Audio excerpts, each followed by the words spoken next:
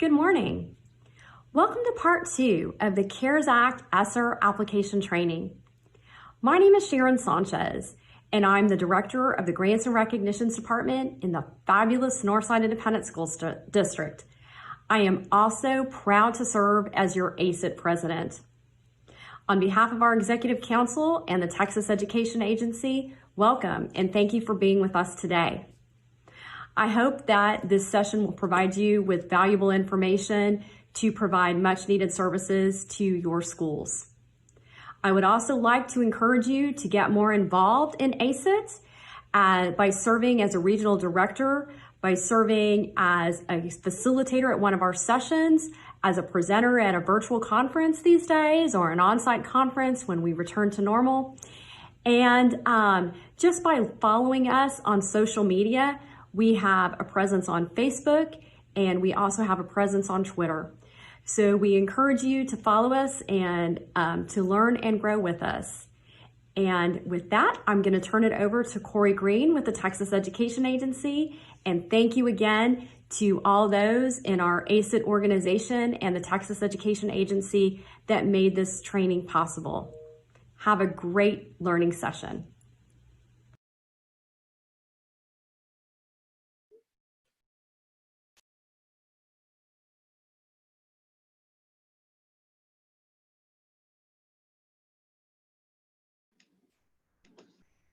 Hey, good morning, everyone. We're ready to start day 2 of the ESSER program and application training.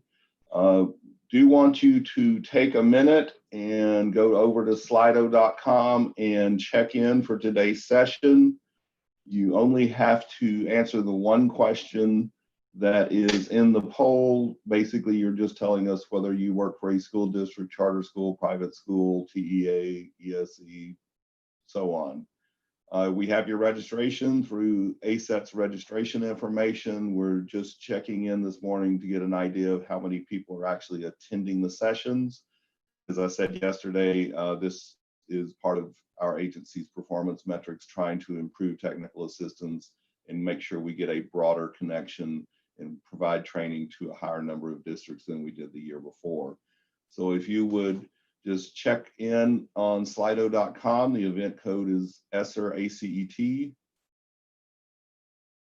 We'll give you just a minute to do that. As I know those of you watching on YouTube, there is a time delay from when I actually talk to you versus when you hear it. So we're going to give you just a minute to get checked in.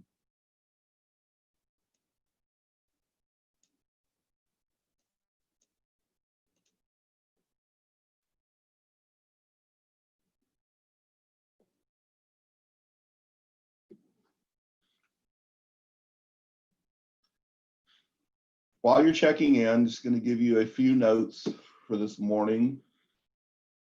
Again, the training is being recorded and it will be shared with some handouts, the PowerPoint slides, and a few other informational handouts that will all be sent out to the people who registered for the training. And hopefully that will go out on Monday.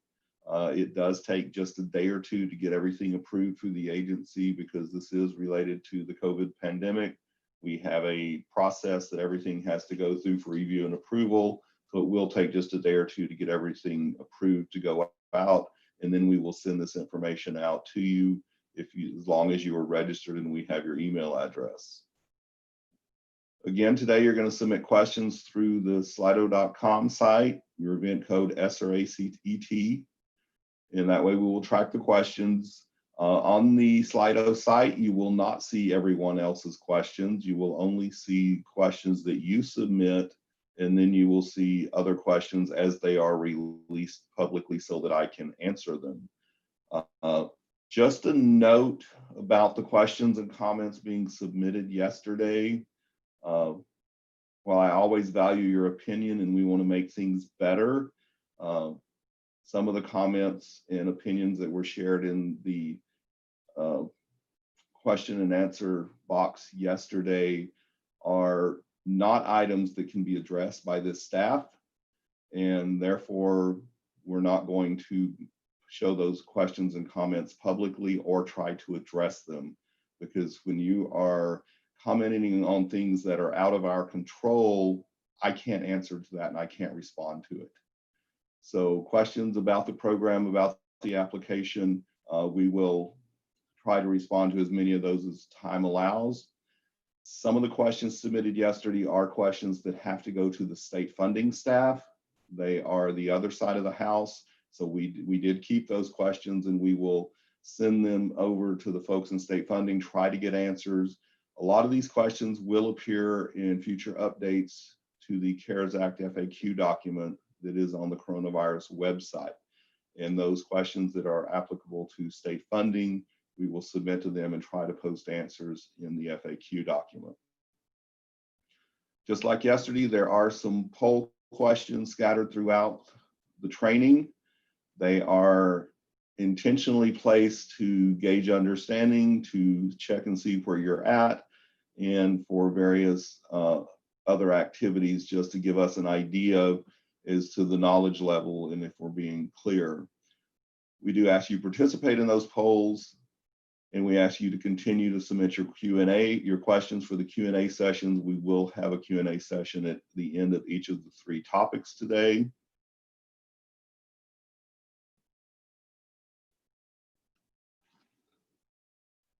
Well, it looks like our number of people checking in this morning is quite a bit less than yesterday, and the check-ins are slowing down. So we're going to give you just a minute to get checked in, and then we're going to begin the slides.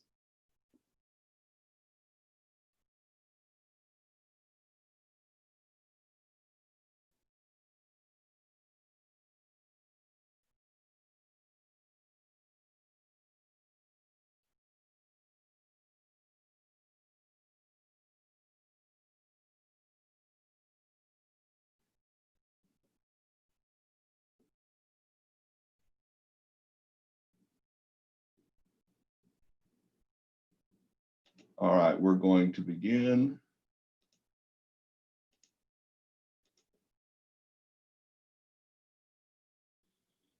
You should be seeing the slides now. So these are the notes and norms that I've just talked about while you were doing the check-in on Slido. Once again, just in case we have people who were not with us yesterday, this is a legal disclaimer that I've been asked to put on training presentations, and you will start seeing a very similar disclaimer on all presentations that staff start providing. Basically, this disclaimer is to let you know that the content of the presentation is subject to change as a result of further information becoming available and further guidance being provided by the Department of Education. A presentation does not constitute legal advice, and LEAs are therefore advised to seek their own legal counsel regarding information and guidance before acting on this if you have any questions. Our agenda for today is to go through the LEA application on the ESSER grant, talk about the quarterly reporting requirements, and then talk about monitoring and compliance for the ESSER funding. So it's going to be pretty packed couple of hours. So we're going to start in with the LEA application, give you a peek at what some of the schedules look like. This application will release to you later today. But first, have a real quick question. So we want you to answer this one question in the poll feature of Slido.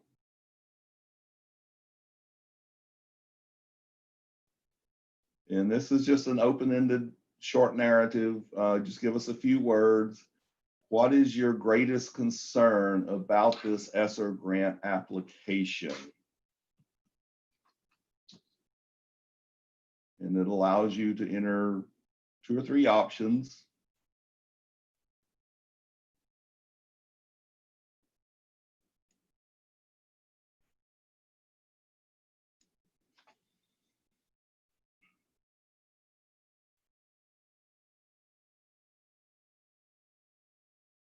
What you're seeing on your screen, the word compliance being rather large, that's because multiple people are typing the same word. So as multiple people give the same answer, that answer is reflected larger on the screen. So the larger things that you're seeing are the most popular concerns. Popular might not be a good word for concerns, but those are the answers being given most often.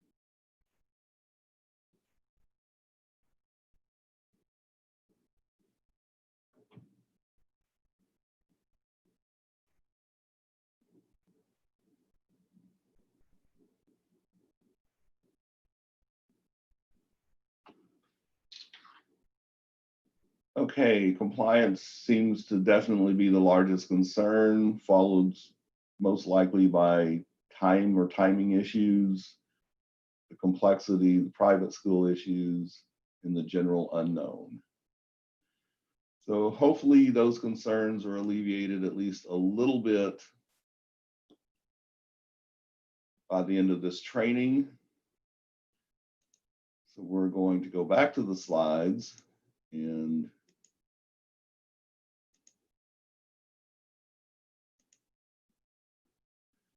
continue with today's discussion of the application. So the application timeline, the application does open today. It will be probably early afternoon when it will be available through TEA grant opportunities.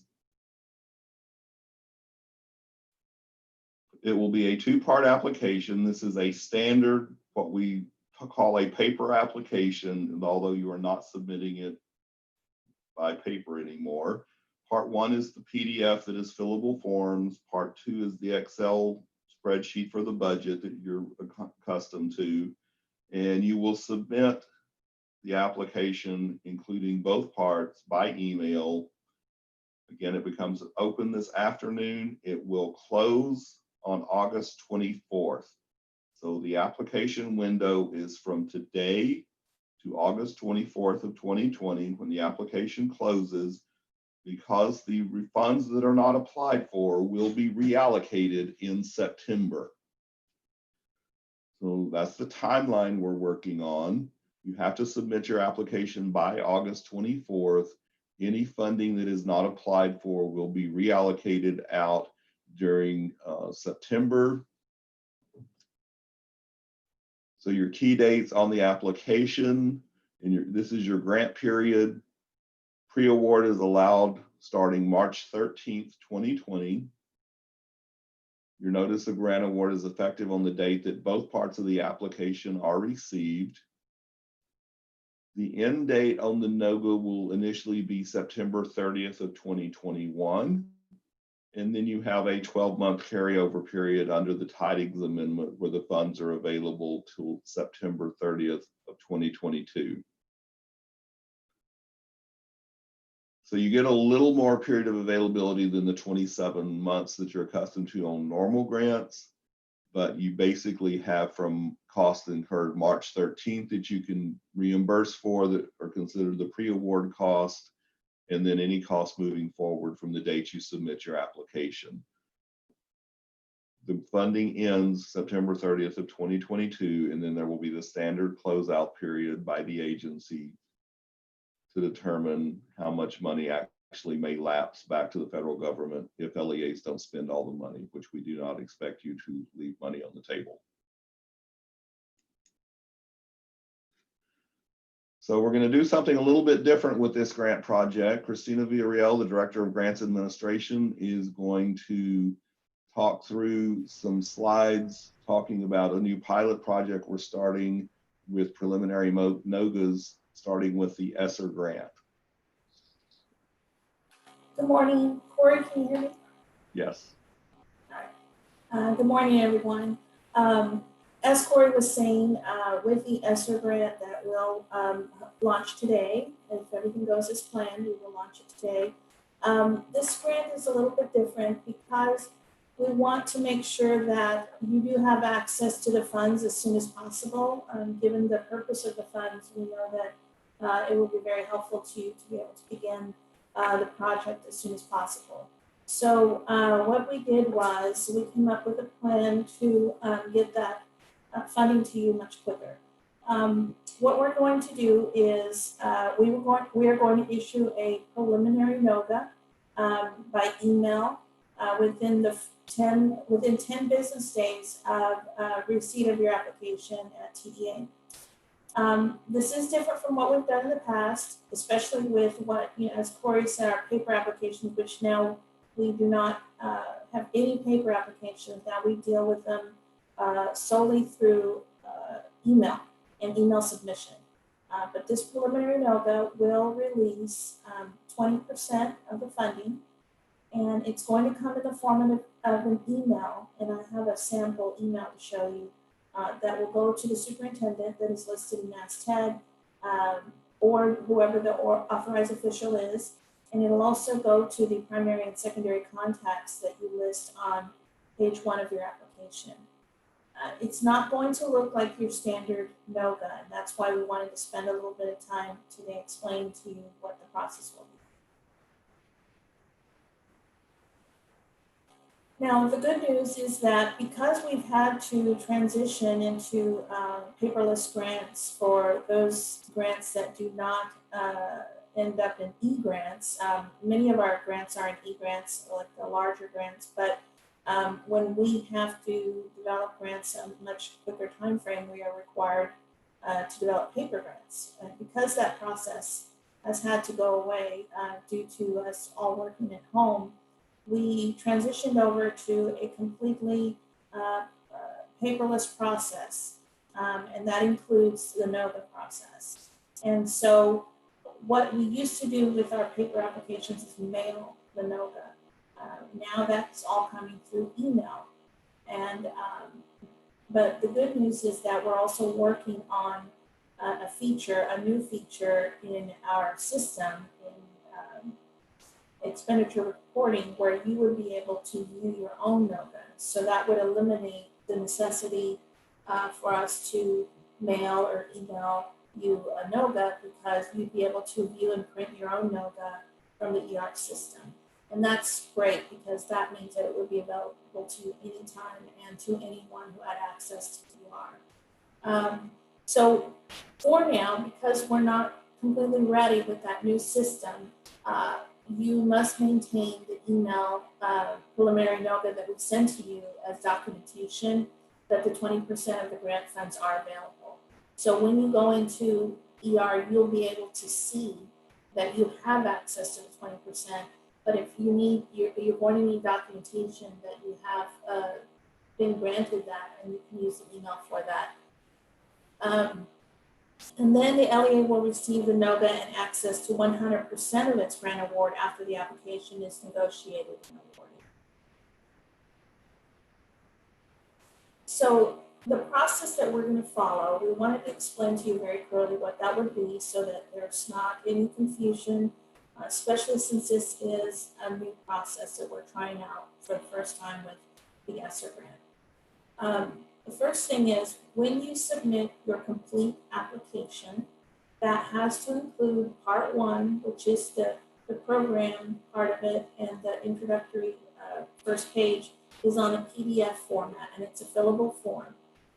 You also have to attach part 2, the budget, which is a different document that is in Excel.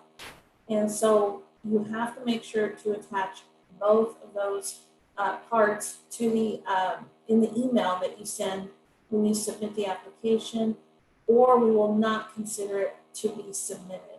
And that's important because we will have 10 days from within your submission to grant the access to the 20% of your total award. So in order to get your funds faster, you do need to make sure that you submit a complete application. Then once you do have access to that, you've been notified that you have access to that 20%, we of course will continue with the negotiation process. You may be contacted to negotiate the application if any changes are needed, and then we will move to the approval process for the application. After that, the NOGA and the final application, both parts are emailed to the LEA to grant access to the remaining 80% of the funds. So you have to ensure, and this is standard language that we do have in when we've done this process, is that when you, because we are awarding you 20% of the funds prior to negotiation and approval of the application, you must ensure that any expenditures made prior to the application approval are allowable under the grant program. And lastly, I just wanted to share with you what that email notification will look like so that you can be on the lookout for it. It is going to come from a new mailbox that we've created specifically for this purpose. So in the future, we will continue to use this box when it pertains to any NOGA actions. So our new box is called TEA NOGA Actions at teatexas.gov. And you'll see that we are going to send it, as it indicates there, to the superintendent that is listed in ACET, to the primary contact and the secondary contact listed in the application. And the subject line will be your LEA's name and then the name of the grant. And in this case, the ESSER grant. And it will say preliminary award. And then goes on to what our standard, what you would call the NOGA transmittal letter. It's the same language. It's, on paper, when we used to mail it, it was about 5 pages long. So it's the same information that you would get in your NOGA, but we're using the email format instead. That's one less attachment that we have that you have to receive. And so this is an example of what you need to look for. Sometimes when you get emails from inboxes that your system doesn't recognize, they can go straight to the junk mail. So you want to make sure you check that too. If you don't receive something, check your junk mail first, and then you can also contact us if you don't receive something when you're expecting to.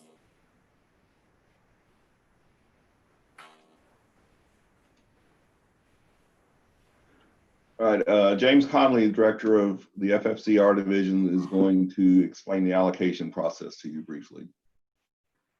Good morning, everyone.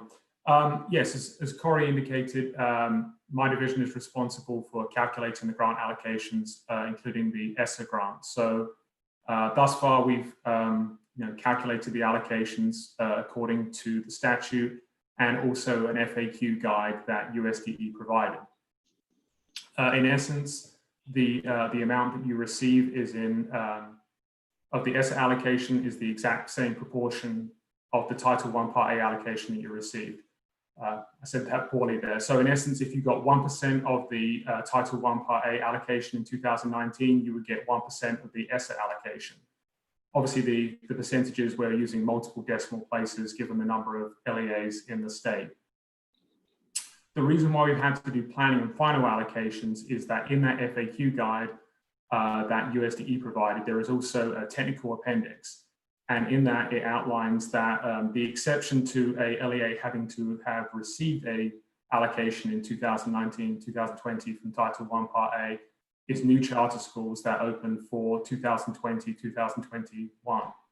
There are going to be 4 new charter schools opening. So when we get their data in the fall, then we will then have to recalculate everyone's ESSER allocation, and those final amounts will be available, we anticipate, at the same time as the other final allocations, as you're used to for your other grant programs.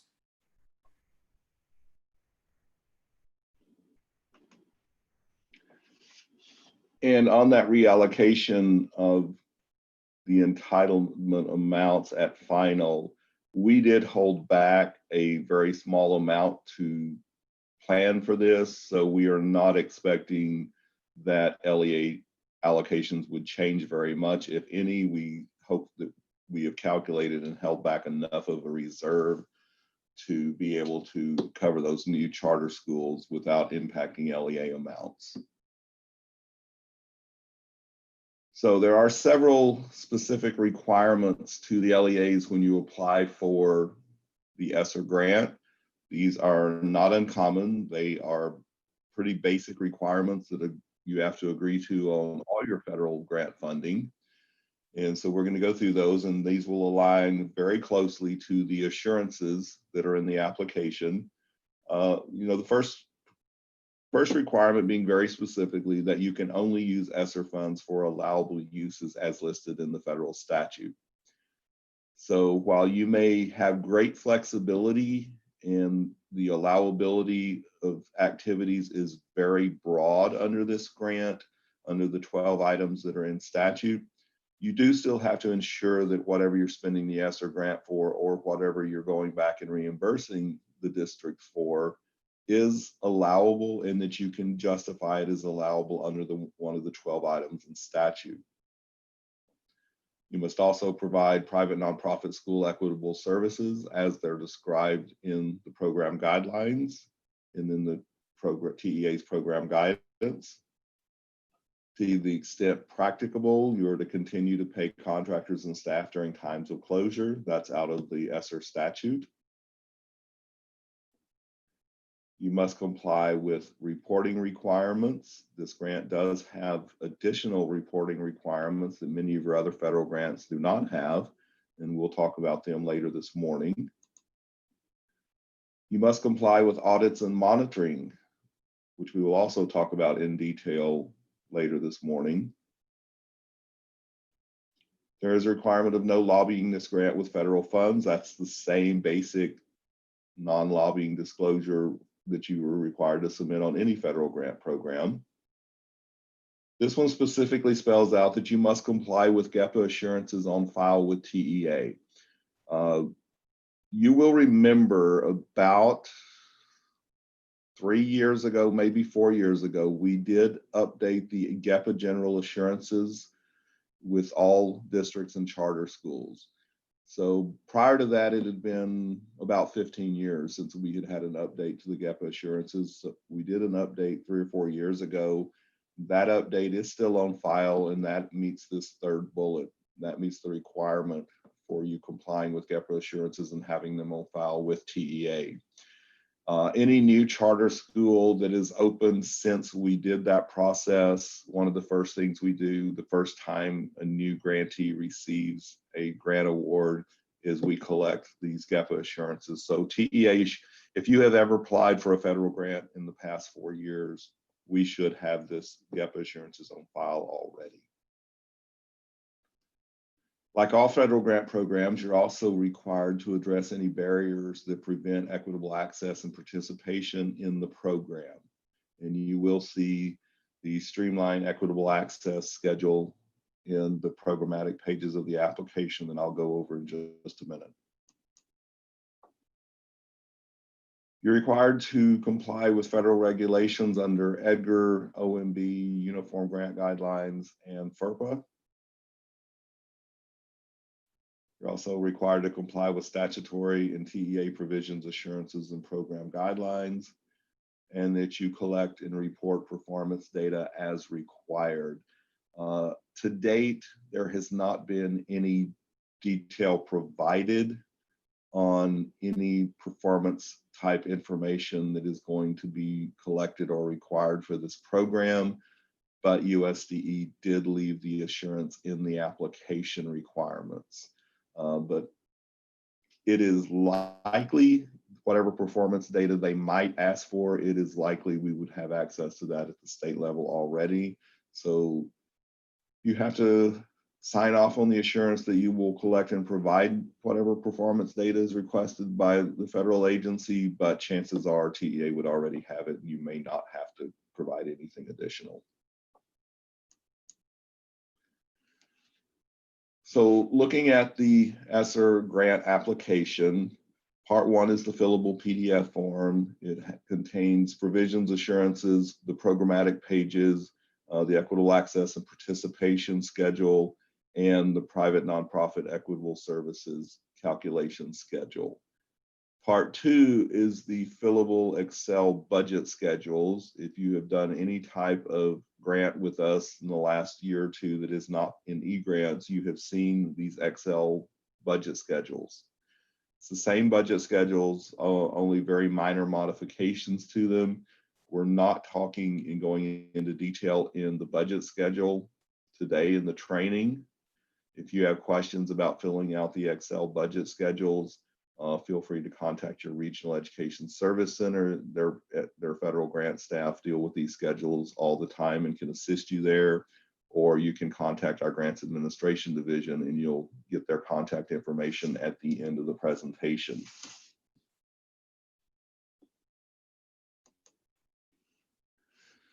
So talking about the application program schedules, there is a list. It is quite lengthy because there's about 16 or 17 required assurances that the LEA has to check. They're all check boxes to make it simple, like you've seen in our applications here recently. Then there's 3 questions that we have to collect based on information from USDE. The first one being the use of funds by planned timeline. So we're going to collect use of funds by quarter of your planned expenditure. So there is an option for using the money during pre-award, which is anything from March 13th up to the day you submit. And then we've broken down the rest of the time period through September 30th of 2022 into 9 quarters. I'll tell you that quarter 9 is not 3 months, it's actually 4 months, but we didn't want to add a quarter 10 for the last 1 month. So we did make quarter 9 a little bit longer, and it has 4 months. So we understand that, but it was easier to make the application stay shorter and look cleaner. Second question is about how the LEA conducted your needs assessment to determine how you will expend the ESSER grant funds. And then the last programmatic question is what process you went through to prioritize your needs for funding to determine which needs you would actually spend the grant funds on. So this is a little reminiscent of the state-funded school safety and security grant, where we needed to know how much money you were spending on each type of allowable activity, and then 2 narrative questions. But we learned a lot from that application that narrative questions are a little more difficult in a grant application. I know you do that all the time when you apply for LOIs or formal competitive grants. But in a formula grant application that's going out to 1,200 LEAs, anytime we put narrative in it, it really slows down the review and approval process. It slows down the LEA's time to submit the application. So we did this a little differently to try to save time for everyone and to not put narratives in the application. So we're going to look at these 3 questions. The first question is about the use of funds. So we have pre-listed all 12 of the allowable uses of funds that are in the application, but many of them are broken down. You'll remember from yesterday, allowable use number 1 is any allowable activity authorized under ESEA, IDEA, Perkins, AEFLA, or McKinney-Vento. So there's 5 major statutes in Item 1. So what you'll see in the application is we broke that down into 5 lines. Any allowable activity under ESSA. 1B is any allowable activity under IDEA. 1C is any allowable activity under Perkins. So we did break them down. We broke the 12 allowables down to about, it comes out to about 20, 21 different activities, separating some of those statutory activities out.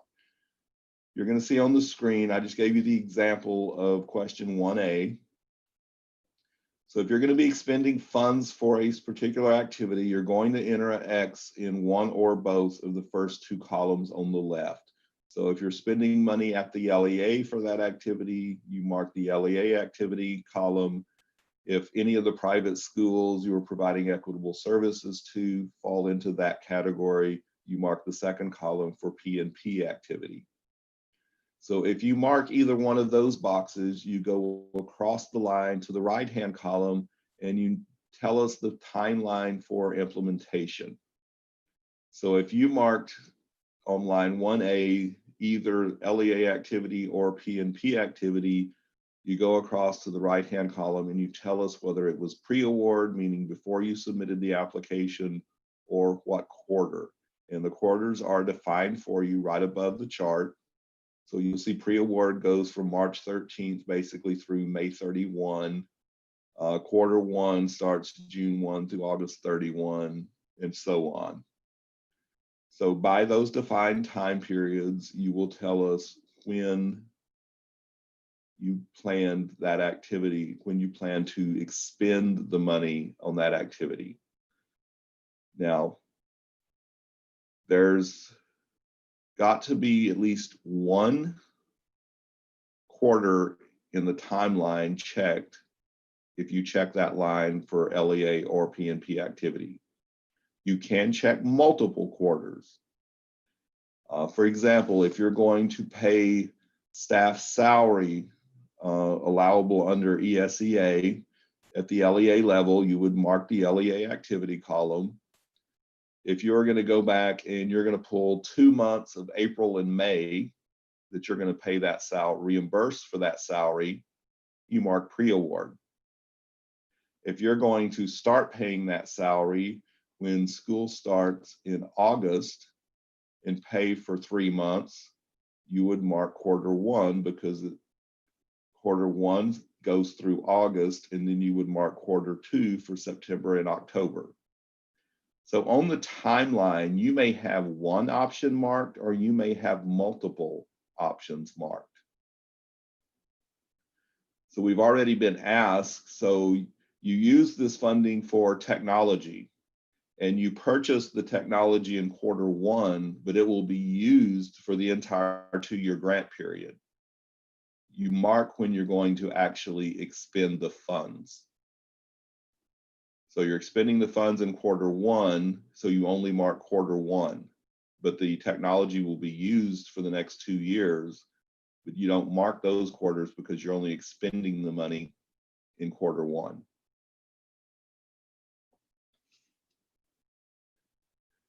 So you have a line for each one of the activities broken out. They all work the same way. If you mark P&P or LEA activity on the left, you must mark at least one option on the right. And there must be at least one line marked on that question 3A.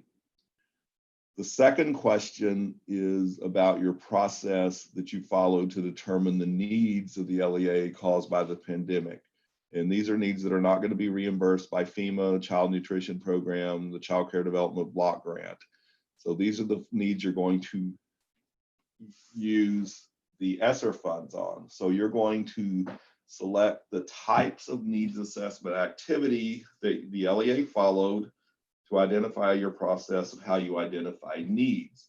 You can check as many of these options as apply, but there is a requirement that a minimum of one option must be checked. And you can see on screen, there are multiple options, from conducting surveys of district level staff, or conducting campus level staff surveys, surveys of parents, surveys of students, many different options, including completing a full ongoing needs assessment or a partial needs assessment.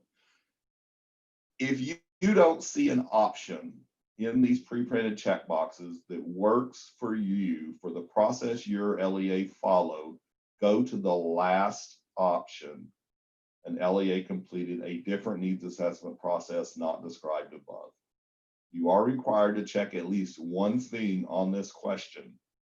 So you can check multiple, but if nothing that we came up with in pre-printed here fits the type of needs assessment process that you followed, go to the last option and check different process not described above. If at some point we need to have more detail, we will reach out to you, but I do not really expect that many LEAs are going to be marking the last option. We've put a lot of different things in here, had a lot of staff work on this question to come up with different options for you. So If nothing else fits, go to the last option. We may at some point come back and ask you for a little more information on it, but we are not asking that level of detail to have you specify other processes in the application. You'll simply check the last box if nothing else fits. The last programmatic question is about how did you prioritize the needs that you identified in your needs assessment process that you just described in question 3B. So you're going to select the type of process you used to prioritize the needs and determine what activity you would fund with the ESSER grant funds. Again, you're going to check all that apply. You can check multiple options, but there is a required minimum, at least one item must be checked. So you see various different options. You focused on the largest expenditures you were incurring. You focused on needs serving the largest number of students. You focused on school board, consulting with the school board to prioritize the needs. You conducted private nonprofit consultation to identify needs. Just going to point out this fifth option, LEA conducted private nonprofit consultation. If you have private nonprofit schools participating in equitable services, make sure you check box 5. There will be a valid program validation on private nonprofit consultation when we get to the monitoring section later on. Second page, there continues the list of activities. You focused on governance, you focused on wellness, you focused on facility needs, school operational needs, technology needs, PPE. And again, if you don't see an option that fits your district's process, go to the bottom. The last thing on the list was that all needs were met, so you didn't have to prioritize.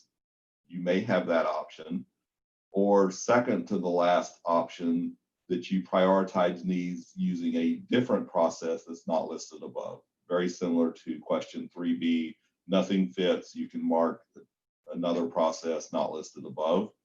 Or if you feel you didn't have to prioritize the needs because the funding was available to meet all the identified needs you had, you can mark the very last option that no prioritization was needed.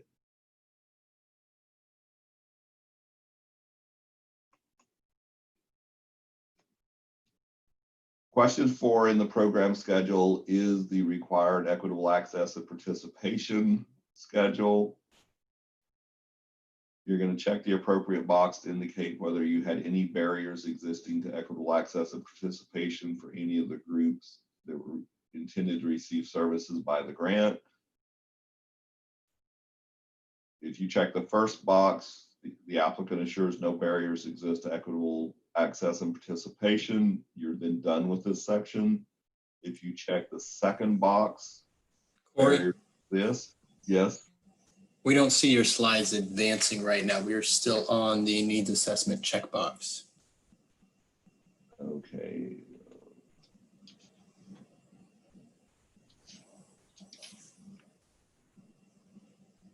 You're still on 3B? Yeah, the question before prioritizing how they did a needs assessment is where it appears to be stuck. All right, let me cancel the screen share and try again.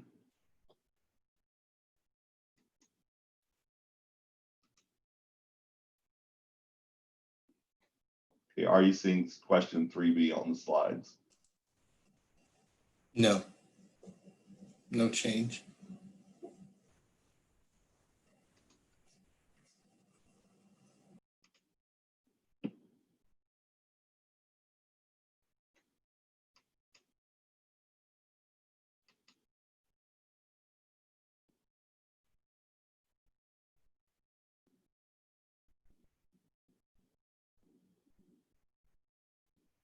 Are you seeing 3B on slides now? No, it's a waiting to share message, so it just hasn't put anything on screen yet.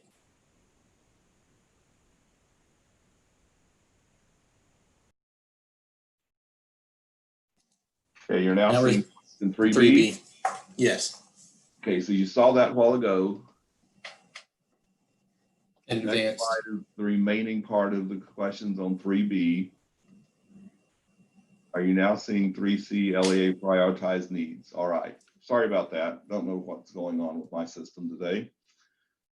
So this is the question 3C that I was talking about, how you prioritize needs. Check all that apply. You must check at least one. If you don't see the option that aligns to your district's process of how you prioritized how you would spend the ESSER money, then you can go to the bottom of the list. So I'm going to advance to the next slide, which shows you the remaining checkbox options. And you go down to the bottom of the slide, you see the last two options that you LEA prioritize needs through another process or data points not listed above. Or if all needs were met, you didn't need a prioritization process, you can mark the last box. So I'll leave it here just a second so you can look through the checkbox options for this question.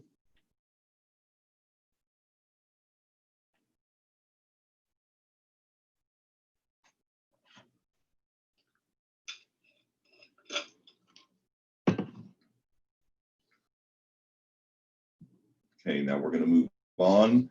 Hopefully you're now seeing equitable access and participation. This is the schedule that is required for any federal grant. And again, you're going to check one of the two radial buttons. It looks like a radial button on the screen. It's actually just a checkbox that you mark. If you mark the first one, you're assuring that no barriers exist. You're then done with this section. If you mark the second one, you're telling us that barriers do exist to equitable access participation for the groups that you're listing. And then you're going to describe the barrier and how you address it. We get asked a lot of the time on this schedule, are we expecting you to have barriers? No, not necessarily. Probably most LEAs for most federal grant programs generally mark the first box that no barriers exist, and that's fine. Second box is used occasionally when districts identify barriers, and you literally just tell us what group of intended beneficiaries it's impacting, what the barrier is, and how you address it. And realistically, this schedule is in the application because it is a federal requirement. There is not actually anything done with this information or reported to the feds off this information. So if you have barriers, feel free to be honest and address them in the application, and you do not have to worry about any further consequences for putting them in there. We're going to move on to the private nonprofit equitable services piece of the schedule. It takes about 2 slides to show you the schedule. So the first question you're going to answer is, are there any private nonprofit schools located within your ISD boundaries? If yes, you continue on. If no, you are done. You've completed the private nonprofit equitable service section. So if you mark yes, you go into the second question. Are any of the private nonprofit schools participating in this ESSER grant program? If you mark no, you're now done with the section. If you mark yes, you continue on. So if you have private nonprofit schools located within the boundaries, yes on the first question, and one or more of those private nonprofit schools are participating in the ESSER grant equitable services, you mark yes on the second question. There are 2 assurances that you are required to mark. The first one is to providing equitable services in the same manner as under section 1117 as it's defined for CARES Act.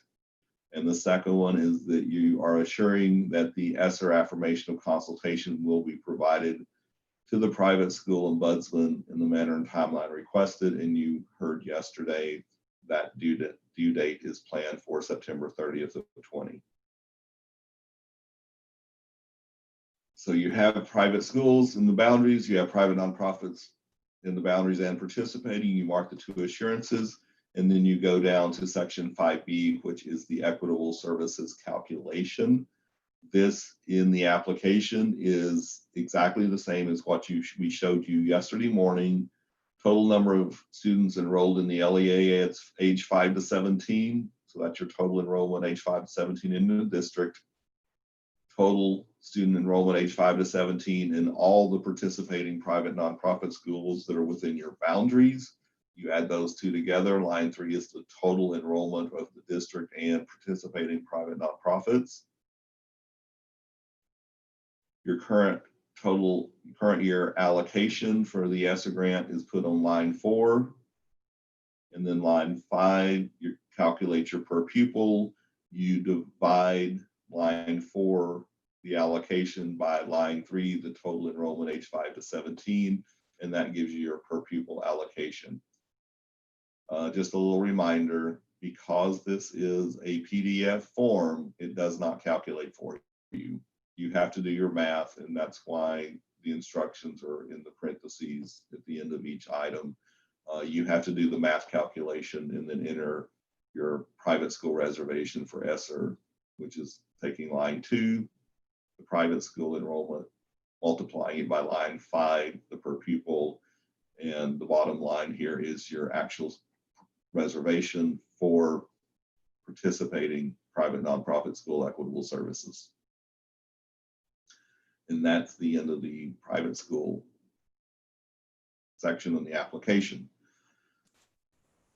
So again, if you have questions about the Excel budget, it is the standard Excel grant budget schedules. You can contact Grants Administration, or you might first try your regional ESC and get assistance with how to fill out budget schedules if you have questions on the Excel budget. At this point, we're going to stop and answer some of the questions you've been submitting about the grant application.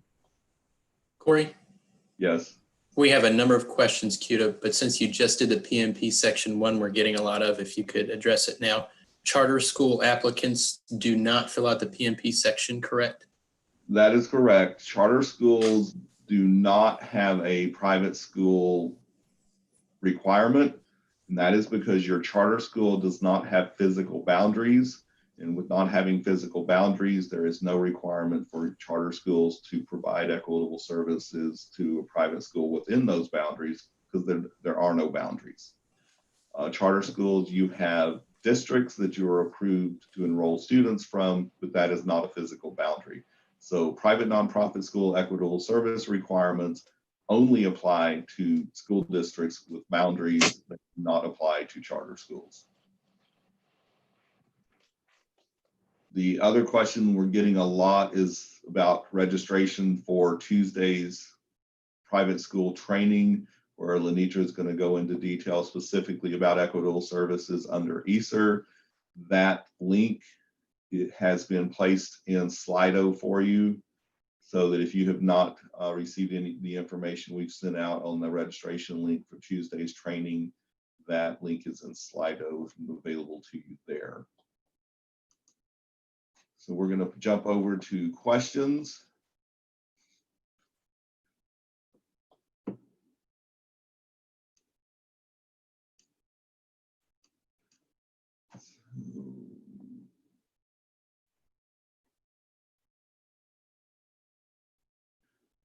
Going back to yesterday's discussion, ESSER funds are just replacing state funds that we would have received anyway with additional red tape and paperwork, correct? In a sense, if you want to look at it that way, yes. In reality is, you have to remember that the agency said we would give you a hold harmless. And the ESSER grant is offsetting that hold harmless amount. Yes, it is additional work, additional paperwork, because it is federal funds. Will Fund Code 266 count towards state compliance for the different PIC codes? This is a question that we are sending over to state funding, because they calculate the compliance with various spending requirements for specific allocations. So that hopefully will be answered in the CARES Act FAQ document after state funding is able to get the answer.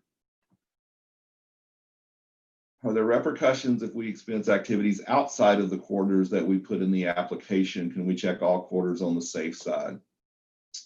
No, there's not a repercussion. The application is your plan. We have to collect it this way because what I mentioned yesterday, that they're defining the funds being obligated slightly different under this grant period, that we can't just count issuing you a no-go. We have to issue a no-go on an application that has a plan for the expenditure of the funds. So the quarters is part of the plan to meet that requirement. We're not going to require you to go back and amend those quarters, and I need you to actually just mark the quarter where you think the expenditure will be planned. The quarterly reporting we're going to talk about later is going to collect the actual expenses, so you really don't have to worry about it. Put your best planning information in the application. We are not going to ask you to go back and amend those sections. Will reallocation amounts further reduce the LEA's FSP allocation? My understanding is no, they are doing the calculation of the 95% of district amounts to offset the FSP one time, and they do not intend to go back and do any adjustments. The adjustments at final allocation would be so small to begin with. My understanding is they do not plan to go back and make any adjustments.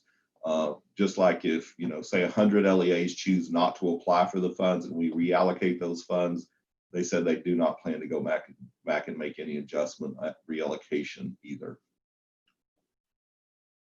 Can we charge summer strength and conditioning expenses for athletes in the ESSER program? We have payroll costs to supervise students and PPE expenses. If you can make this fit allowability under the statute and you can justify it, then you can charge it. I'm just going to say, I'm afraid an auditor would pick up on this real fast. So if you choose to use the ESSER funding for these type of expenses for strength and conditioning camps, and my 16-year-old is at one right now. I know exactly what you're talking about. And they have to wear a mask, and I get the question, but I worry that you might get an audit exception on it. So if you choose to use the money under the ESSER grant for that type of expense, make sure you document it, make sure you justify exactly which allowable activity it fits in, and you maintain your documentation on that. Just want to confirm what was just said. We can't transfer reclass 1920 funds into 266 until we receive a NOGA. Basically, on your books, you have to have the grant award to be able to start using Fund Code 26. Now, your accounting and business office might allow you to do some type of earlier transfer and reclass, but the people I've talked to said you can't do it until you have a grant set up. But that would be a business, that would depend on what your local policy and procedure in your business office is. Is there a cap or limit over carryover into the 21-22 school year? No, it is a reasonable and necessary carryover. There is no statutory cap or limit.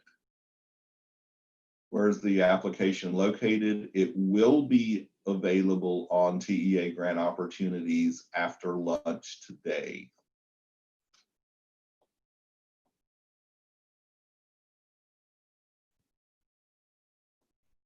If ESSER's replacing state funding, why is there an additional documentation and compliance burden on the school district personnel? Because it's federal funds. It's federal money. You have to follow federal regulations, federal rules. The federal statute requires this money can only come to districts through a grant program following federal regulations. So I totally understand it adds more work on you, but it's like any other federal grant you receive. It comes with all their federal regulations and requirements. Will the grant application be available in e-grants? No, it is a paper application in the Part 1 PDF that's fillable, Part 2 Excel that you will email to us. We tried to get it put into e-grants, but the timing would just not allow it. And not only would it have delayed the release on this application, it would have delayed the release on several other applications. So in the end, it was determined the only option was to do it paper application. It's PDF you're emailing in. Cory? Yes. The grants administration team was able to fit calculations into the PMP schedule, so it should calculate for for applicants completing that section in the PDF form. Great. It was something we were able to do. Great news. So your PDF equitable service calculation will auto-calculate once you enter the information into it. That helps you a tiny bit, but at least it keeps you from having to do your own calculation. Will this impact MOE in any way? This question will be answered in a future CARES Act FAQ update. We're looking into this question and trying to make sure we look at it from all angles so that we give you a complete answer. By reclass staff salaries previously supported by FSP as ESSER, is time and effort required? And if so, how would you recommend we comply? I think I kind of addressed this yesterday. When federal funds are being used to reimburse previous expenditures, sometimes USDE says no time and effort or no federal procurement rules apply. Other times USDE does require time and effort and procurement rules and all the federal regulations to be followed.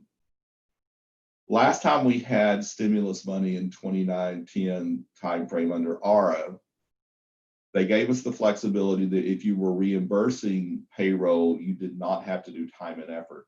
USDE has not given that flexibility yet for ESSER. We have asked the question. Many states have asked the question, and it is still in legal review at the federal agency. I talked to them this morning at 7 o'clock. They still do not have an answer. It's still in their legal review. So right now, the answer to your question is if you are going to go back and reimburse, reclassify staff salaries and pay them with the ESSER grant, you need to do time and effort. And I would recommend that you pay 100% of those staff persons' time for whatever the set period is to use the amount of money you want to use. And then you just do a simple semi-annual certification statement as your time and effort documentation. Hopefully within a week, we get better flexibility from USDE, and I can come back and give you a better answer that's much more flexible. But right now, I want to side on the side of caution and tell you that's the way you can meet the time and effort requirement, and that's the easiest way. And no, the semi-annual does not have to be 6 months. You could define this as a 2-month period of April and May, and you paid 100% of their salary for that period. You can do a semi-annual on that 2-month period. Semi-annual certifications just can't be longer than 6 months. When will the application be available? It'll be open this afternoon. Where will it be posted? TEA Grant Opportunities website. Who will be the negotiator? Great question. We are hiring staff to negotiate these applications. We are in that hiring process right now. The positions are posted. Any of you want to come work for TEA for 2 years? Look at our job postings. We need staff. We're trying to hire 3 staff to work grant applications specifically in this ESSER application process and all the reporting and everything. Until those staff are hired, our current negotiators are going to be covering double duty. They're going to be covering your Essa, IDEA, Perkins applications for their assigned regions, and they're going to be helping out on the early ESSER applications that come in. The one thing that you will see slightly different, because our current negotiators are just helping out, keeping things rolling until we get the new staff on board, you may be contacted by a grant staff who is not your normal assigned negotiator. So it may be someone different, but our current negotiation staff are going to cover and keep things rolling on the ESSER application. Will there be delays in being reimbursed? I've yet to be able to access funds for continuity of instruction grant because the NOGA is waiting to be signed by TEA. Okay, let me address an issue on continuity of instruction grants, grants in general right now. Continuity of instruction is a federal grant. If you're logging in and you're seeing that it is waiting on signature, that means that the negotiator has finished with your application. They have generated the notice of grant award.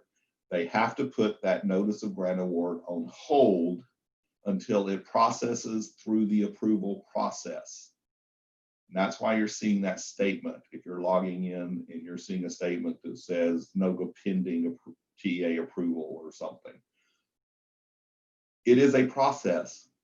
My staff have done amazing turnaround on these instructional continuity grants. And they have processed those NOGAs in record speed.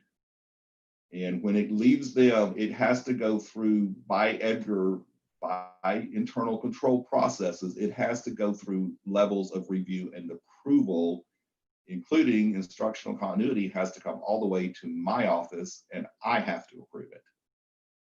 So it's not going to be long. If you're seeing the message that the NOGA is on hold waiting approval, it's a process. And my staff have done amazing work to turn these around very quickly. So give it a few more days and you'll be getting a NOGA.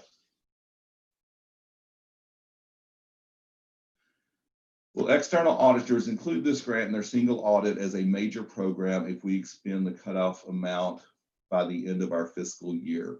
It is possible. We will talk about this a little bit later this morning, but for some districts, the ESSER grant is going to be of a high enough dollar value that it will likely be considered a major program by your internal auditor. The way to kind of judge that, if Title I normally meets the threshold to be a major program in your local audit, then ESSER may be as well. If funding is making up the difference for FSP funding, can a district elect to use that funding in the same exact manner as FSP expenditures from previous? No, not exactly. As we said yesterday, you still have to fit the expenditure into the allowable uses and document it as an allowable use of the ESSER grant. Most things will fit. It's very broad, very flexible, but not everything will be allowable. June 30th fiscal year end, while the 20% will be released as soon as possible, how long do you anticipate releasing the remaining 80% of the funds? That's why we're hiring 3 additional staff, because this is the busiest grant time of the year for us, the same way it is for you at the LEA level. We're hiring additional staff. They will be processing only ESSER grants. So you're going to get the 20% within 10 days of full application being received. Access to the remaining 80% will be released as soon as you get a full NOGA after negotiations are completed. I can't put a timeline on it. There are 1,200 applications fixing to come in for this grant on top of everything else you're submitting. So that's why we're doing the pilot program, to immediately give you access to 20% of the funding, because I can't tell you what the timeline is going to be on when you'll get a grant. It's going to be different for every district based on how the application comes in and how much negotiation is required. If LEA has a campus not served with Title I funds, can ESSER funds be spent on that application for reimbursements? Yes. As I said yesterday, this is not Title I money. It is not tied to Title I. The district has the decision-making authority to determine if this money is spent at the district level, at campuses, and if so, at what campuses. So Title I status does not matter on how you spend the money across your district. Can you explain the term hold harmless? Hold harmless is a grant term which basically means that a provision is provided to maintain a level of funding even though the data submitted or the data that is generated by the LEA does not generate the funding. So hold harmless on the FSP, TA instituted a hold harmless so you could expect to get the same amount of funding you were expecting for the entire school year. Because you weren't checking attendance, you were not generating data to actually generate that funding. So TEA put a provision in to tell you we will maintain this amount of funding, even though the data is not being generated from the district or charter to generate the funding. That's what hold harmless means. Meal delivery transportation cost rate that can be charged, is that the actual cost of transportation, such as salaries and fuel, or just normal mileage rate? Because it is federal, you can actually charge transportation costs either way. You just have to have it in your local policy procedure how you charge transportation costs, and it has to be consistent with how you charge transportation costs for other activities. So just as an example, say if a student organization wants to use a bus to go to an activity, how do you charge that organization for that transportation? If you charge them a mileage rate, then you need to be consistent and use mileage rate across the board. If you charge them a basic transportation cost plus the hourly rate of the driver, then you would be consistent and you would use that type of strategy across the board as well.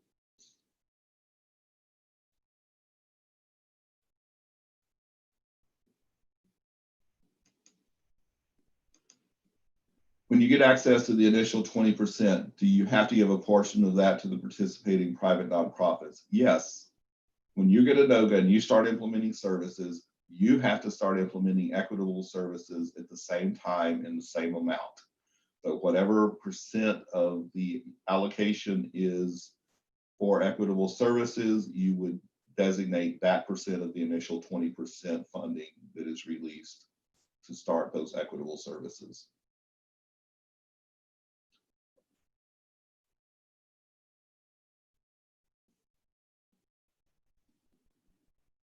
Again, if you have not registered for today's session, please go to the ACET Google Doc form and register for today's session. Hopefully more of you checked in after we started. If the funds you receive are larger than your state funds or decreased, is that considered additional funds, or will funds be reduced to counterbalance? Okay, your ESSER grant allocation, if you're a school district, the state is going to offset 95% of that amount. If you're a charter school, they're going to offset the full amount. So the only time you would get more federal money than the state money is decreased is that 5% that's reserved for equitable services. If your equitable service amount is less than that 5%, then the district uses that money in the allowable activities however it wants to. If your equitable service amount is more than that 5%, remember from yesterday, you contact our department office to work on getting you additional funding just to cover the remaining equitable service amount.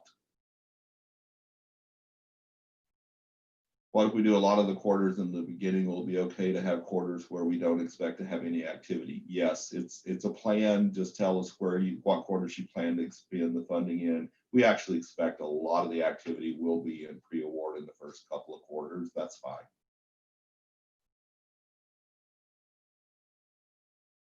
With the extended timeline allowable to spend the ESSER funds, can the LEA budget these funds for the next quarter, for the next year, instead of requesting a pre-award to this year's budget? Yes, the district, the charter school has the discretion how and when they spend these monies, as long as it's spent on allowable activities within the period of availability. What does ER stand for? Apologize, we talk in acronyms. ER is the expenditure reporting system. It's how you will request payment to draw down grant funds for the ESSER grant, as well as any other grant program that you have from TEA. Use of funds. Private schools change their mind all the time. Do we have to amend each time, or can we play it safe and check all quarters so we are covered? You need to check the quarter when you think the expenditure will be expended. I've asked you not to check all quarters because that does not constitute an accurate plan, but we're not going to have you go back and amend the application on what quarter your expenditures are. TDM says they administer CARES CRF funding only to cities and counties with population over 500,000. Travis County received funding directly. Who do you contact for CRF? there is not a person yet. I mean, they're working on it, but I can't release the person's name yet at TDM. I'm telling you, the decision for TDM to administer the CRF reimbursement program was made within the last week. So they are just getting up to speed. They have named a person. They do not have guidance out yet. As soon as that information is available, we will share that information with you. Their website has not been updated yet on CRF for the LEA reimbursement program because it is so new. But once we know that information, we will provide that information to you, how to access their guidance, who the contact person is, where their website is. We'll share all that as soon as it's known. Cory, we've retained the remaining questions and many are duplicates. So I think we're ready to go to quarterly reporting, and we'll hold the remainder of these for the end and keep them queued up for you. But we've got fewer votes. If you see a question you want to answer it again, you can vote it. Cory's taking questions from the top of Slido. All right, so we're going to move on. So we're going to go back to the slides, talk about quarterly reporting. James, I'm looking at you. Are you seeing the quarterly reporting slide? All right, so quarterly reports. The ESSER quarterly reports are required by USDE. And again, the stimulus money is administered at USDE through the disaster unit, the same unit that does hurricane disaster, flooding disaster. And disaster grants have additional reporting requirements, one of them being quarterly reports from the grantees. Some of you are thinking, I did hurricane and I didn't have to submit the quarterly report. The quarterly report information on the hurricane grant, TEA was able to cover for you. So you didn't have to submit. This quarterly report looks like it's going to require a submission from the LEAs because they're wanting, or at least their early conversations, they're wanting to know exactly how much money has been spent per quarter and what was it spent on. So we think we're going to have the LEAs submit their quarterly report to be able to take that information and make the aggregate state report. So the quarters, like quarter one is listed as an example on the bottom of the page. Quarter one will be June, July, and August of 2020. So we'll open the report prior to the end of the quarter, probably a couple of weeks would be my guess. The report will be due 5 days later. So for quarter one example, the LEA was submitted on September 5th. And then we have to aggregate and consolidate all the information into narrative responses and submit it 5 days later by September 10th. So this is an additional requirement you're not accustomed to. I totally get that, totally understand it, but it is a requirement of the grant. And we're going to talk in a minute about what the contents are expected to be. Anything that we can pull from state data or from the application, we won't ask you. We will only ask the LEAs the data that we don't have access to that we're required to report. Just to give you an example how the quarters are expected to fall, and USD has said they may come back and change these quarters. They haven't decided yet. What they're trying to decide is, are they going to put all the states and territories on the same reporting schedule and them get bombarded with 50 to 53 quarterly reports the same day, or are they going to have the quarter schedule be based on when they made the award to the state? So like our state award came in May 15th, so the first quarter would start June, July, and August. Some of the states haven't actually even applied for the funding yet. So, once they get an award, their quarter would start after that. USD has not made a decision on this, so these quarters are subject to change. We'll notify you as soon as we find out if they do. But we're expecting that we would have you submit whatever data we don't have access to. We would have some type of an automated submission system. It will not be e-grants. I can tell you that. It takes too long to program in e-grants. So this will be something different. It will be Qualtrics survey, or it'll be a Smartsheet survey. It will be something different, and not e-grants, but it will be some type of an automated submission that you'll have to submit. What we don't know yet, also, because USD hasn't released the requirements, we don't know yet if this is going to be a specific report. So it's every report's going to be specific only to that 3 months of the quarter, or if it's going to be a cumulative report where every quarter you add to what you had previously reported. So USD has not released the requirements on it yet. They have not released the timing. They have not released a form.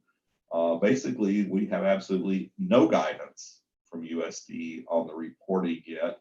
Right now, they are focused on getting the money out and trying to get the basic guidance on the grant out, which they have done. Yesterday after 5 o'clock, they issued the guidance on the first report, which is a state level report that is due in July. So hopefully this is the next piece of guidance that USD is working on. But we do know from the state application process and from the fiscal guidance that USD has released that we are expecting that they are going to ask for the following kinds of data in the quarterly report. So they're going to ask about how you're spending the funds, and what the amount is. So how much money did you spend in Q1, and what activity did you spend it on? We're expecting we're going to have to ask you that. There is potential, depending on how they ask the requirement, we might be able to pull this information from the expenditure reporting system, from ER. It's just going to depend on what the data elements are that USD asks for. If it's more detailed than what we can pull out of the ER system, then we'll have to ask the question. They also want to verify every quarter compliance with Section 18003D. That is the allowable uses of funds section in the statute. We are going to be monitoring through fiscal monitoring and program validations. And part of this section will be our monitoring progress. That goes down to the 3rd bullet. But there may be some additional questions we have to ask the LEAs, but that is one of the items, the compliance with allowable uses of funds and the progress on the state's monitoring uses of funds, that is listed specifically in the application information. Then they have 3 questions. The methodology used to provide services to public and non-public school. That's your needs assessment process we ask for in the application. Hopefully we can pull that data out of the application and not have to ask you anything further on that question. The next one is how you prioritize the needs to determine use of funds. Again, that's why we put the question in the application. We will hopefully be able to pull that. And then the last piece is the timeline for providing services. That's going to go partially from the application by quarters where you gave us your plan, but then also it ties back up to the very first bullet, LEA uses of funding amounts. So, in the end, when we get USD's guidance, the quarterly report you have to submit could be very minimal if we're able to pull a lot of the information out of the application, out of ER, and out of information we already have, or it could include some variants of all 5 or 6. Well, there's 5 for y'all. The 3rd one is state level only. It could include some piece of information from any of the 5 other bullets on here. As soon as USDE releases a form, a format, any type of guidance, we will be able to figure out exactly what we have to collect, and we will share that information with you so you know what to expect to submit in the quarterly report as soon as we get any type of guidance from USDE. We have a university grad student intern who started with us last week. and this quarterly report is going to be one of his major projects. We're going to start building the report out, asking worst case scenario, expecting that we will get guidance on very short notice from when we have to actually send the information to the LEA so that you can respond for the end of the first quarterly report. But it's going to be definitely a work in progress depending on USDE's guidance.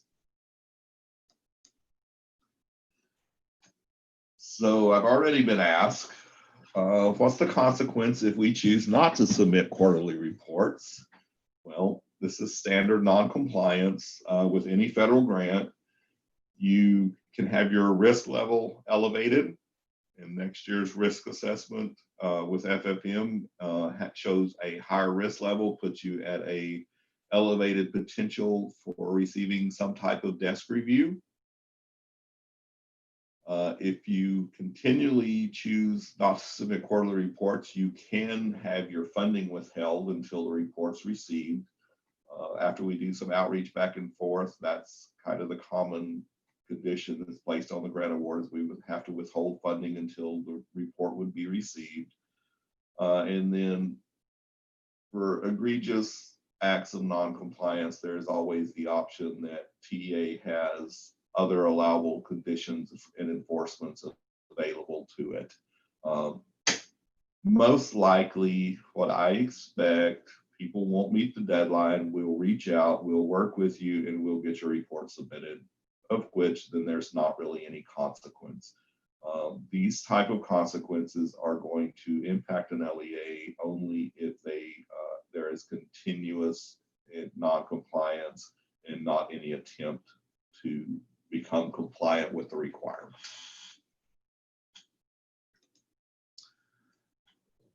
Okay, there's a poll question for you related to quarterly reporting.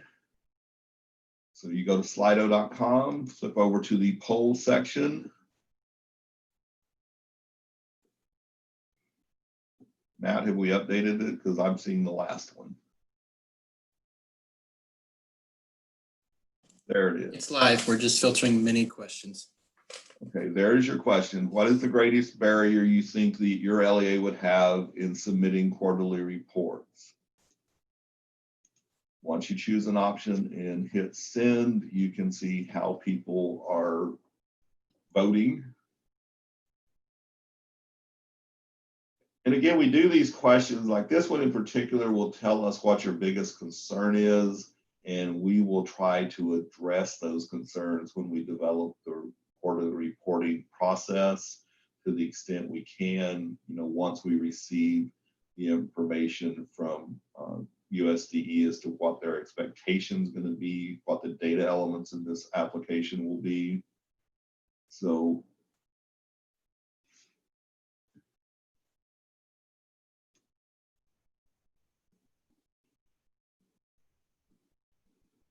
generally, your concern seems to be around it's a new requirement, so it's a new process we have to deal with, how much time it's going to take, how much data is going to be requested.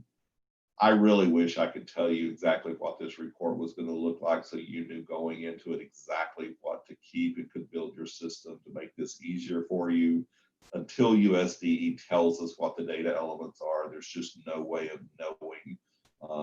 That's why we're giving you the information with all the data elements that we were able to pull out of the application process.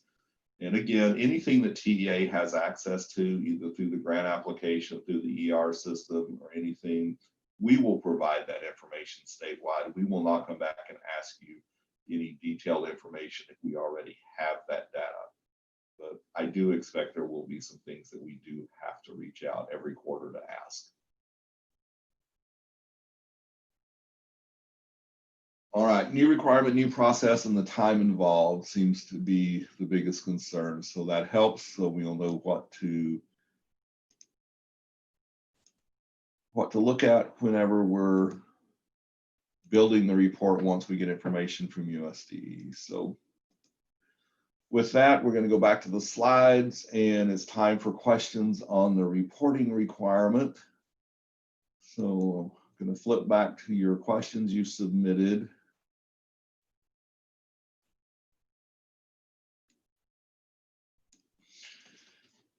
Some of these are not necessarily about reporting, but we'll hit a few of these. I'm going from the top. So can ESSER funding be used to pay the cost of outreach, negotiation, administration, and monitoring of PNP services? Yes, that is part of your LEA administrative cost to the grant. And you can charge costs for administration of the private school equitable service program, just like you charge costs for administering your LEA program. How will the ESSER grant be labeled in the drop-down box on the grant opportunity page? That is a great question. Karen Gutheisen is my grant manager on this. Karen, off the top of your head, you remember how we listed it so that they'll know how to look for the ESSER grant in the grant opportunities page? The grant opportunities page, we're going to be sending out a listserv message. And when you go into the grant opportunities page, I believe that you can select 2020, 2021, and then you can select disaster under the area. And so when you select a disaster, I think then it should pop up under 2021. All right, so they will send out a Gov delivery email through the listserv, as Karen said, to ensure you can find the grant. But look for 2021 is the school year. If you click on the disaster topic, it should bring it up real easily. It's probably named something like 2021 Elementary Secondary School Emergency Relief Fund, parentheses ESSER, something like that. Yes, exactly. That's what it is. The key to it is that year, because of how the federal government is awarding this money, the year on it is 2021, even though you have pre-award back to March. Will the PNP expenditures be included in the quarterly reporting? Potentially, it could be. We don't know yet because we haven't got those data elements. We don't know if they're going to ask expenditures broadly or if they're going to break it down between LEA expenditure and private nonprofit expenditure for equitable service. So we don't know yet. If we contract a consultant to provide technical assistance in the management of the ESSER grant, will this be considered an allowable cost? That would be considered administrative cost. So yes, it's allowable under administration of your grant. If we expend all of the money in fiscal year 21, so the 2021 school year, and don't have anything left in 21-22 for carryover, that is potentially correct. You could expend all the money in the 2021 school year and not have any carryover left, which brings the question, will you still have to continue to support quarterly reports, submit quarterly reports after you finish expending all the funds?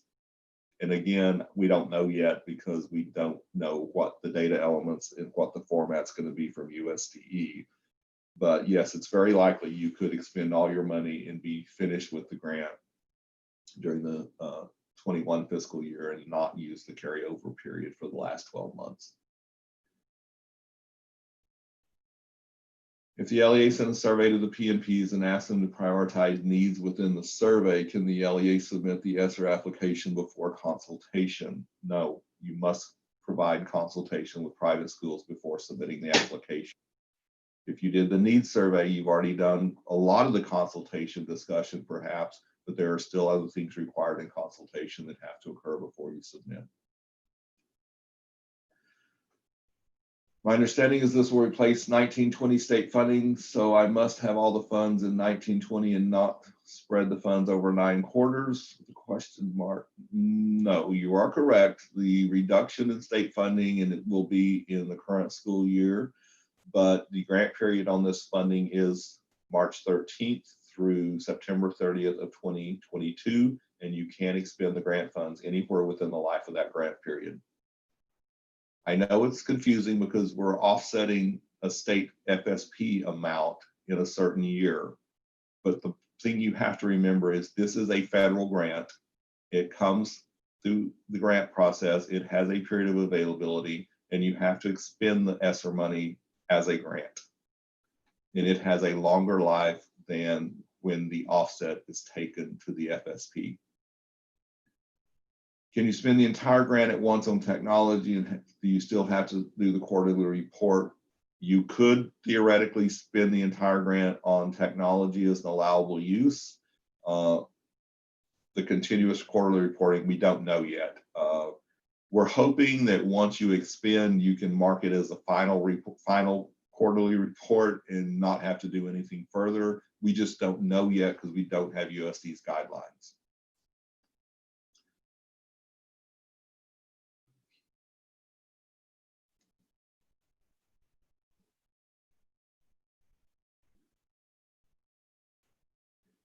How do you check the status of your grant once it is submitted? Once you submit the ESSER grant, you should receive, excuse me, once you submit part 1 and 2, you should receive the email preliminary NOGA within 10 days. There is really no need to check the status until after you receive that preliminary NOGA. Once it is assigned to a negotiator and it's in the queue for negotiation, give them a few days. I mean, not just a few days, give staff time. It takes time for 3 or 4 staff to process 1,200 applications.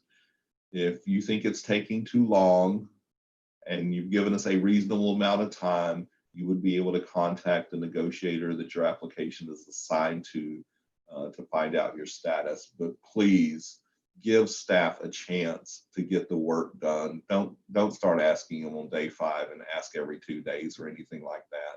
They really are working as hard and fast as they can, but it will be assigned to a negotiator. Once you hear from the negotiator, after it's been assigned, you know who your contact is, and that's who you would reach out to.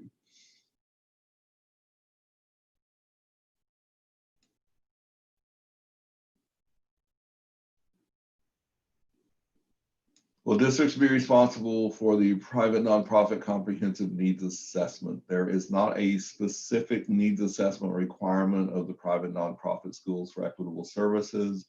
The district is responsible for consultation and discussing their needs and determining the best service delivery to meet needs and coming to agreement as much as possible. There's not a specific needs assessment requirement of the private school.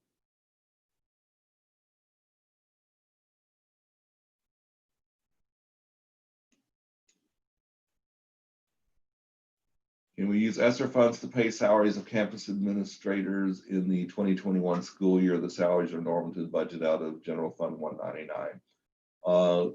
You have to find where a campus administrator's salary is allowable within the statutory allowable uses. And if you can find that and justify that, then you could potentially pay administrative salaries. The one thing I'm going to say is administrative salaries are not normally allowable under federal grants. A lot of them anyway. Some are, some are not. So you need to make sure that you can document it as allowable within the allowable activities in statute. Can we charge health insurance premiums to ESSER? Health insurance premiums are considered benefits. If you are paying the staff salary, then you can also charge the benefits to a federal grant. If not, no, you can't. Can we use transfer in and out of ESSER funding versus moving actual expenditures?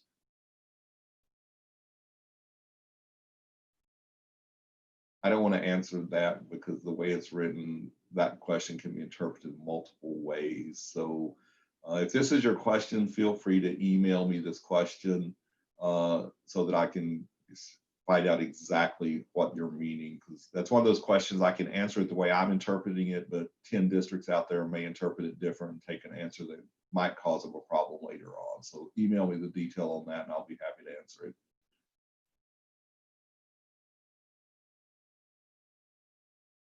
Business managers wanting to know if PIC codes would be allowed in 266, such as 22 and 23. You will code the 266 money to a PIC code, just like you code all funding in the required accounting structure to a PIC code. I'm not familiar with 22 and 23 off the top of my head, so I don't know specifically what they are, but yes, you will code all of your ESSER grant expenditures to some PIC code.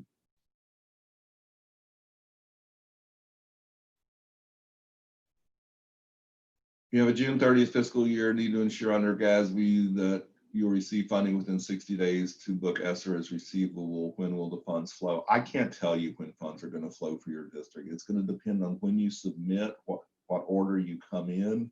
And again, go to the FAQ document. State funding staff wrote a way that they feel you can reimburse even after your fiscal year closes. If it doesn't work for you, it doesn't work for you, but that is one option. I'm sorry, but really, I can't tell you when funds are going to flow. You're going to get the 20% release within 10 days of submitting the application. That's the best I can tell you on when you'll get the grant money.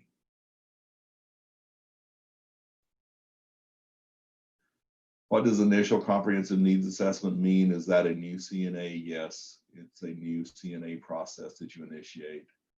And again, everything on those CNA and prioritization questions, that's just brainstorming. They're just options. If it doesn't describe what your district did, go to the last option.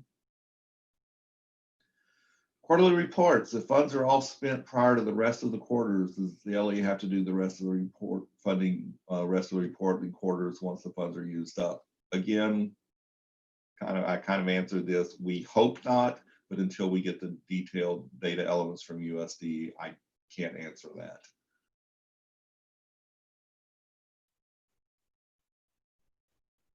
Requisition entered in July, ordered in August, received in September, paid in September. What would be the identified quarter?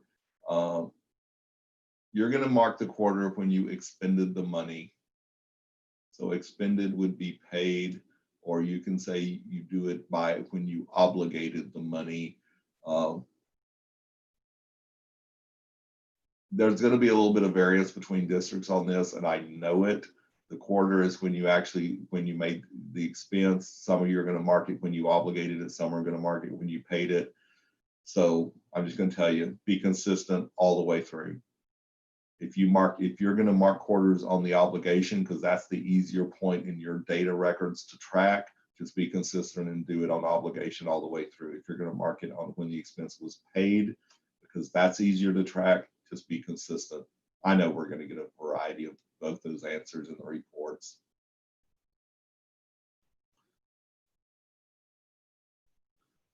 Salary of a MAC or SHARS eligible person is paid by ESSER. Do they become ineligible for MAC and SHARS reimbursement? That's a question for SHARS. I don't know enough off the top of my head to answer, sorry.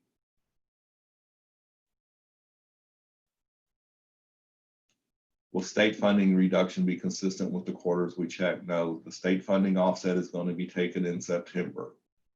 One time, one and done offset.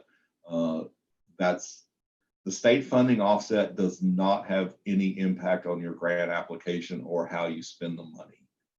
It's still a federal grant and you have to run it as a federal grant. I understand for you locally, maybe it does impact your application, but as far as the grant is concerned, it doesn't. And you have the full 27 plus whatever number of months it is in the grant period to expend these funds. You may choose to make it align to the offset in September. That's your choice, but it's not required because they're two totally separate things, and that does not drive the grant.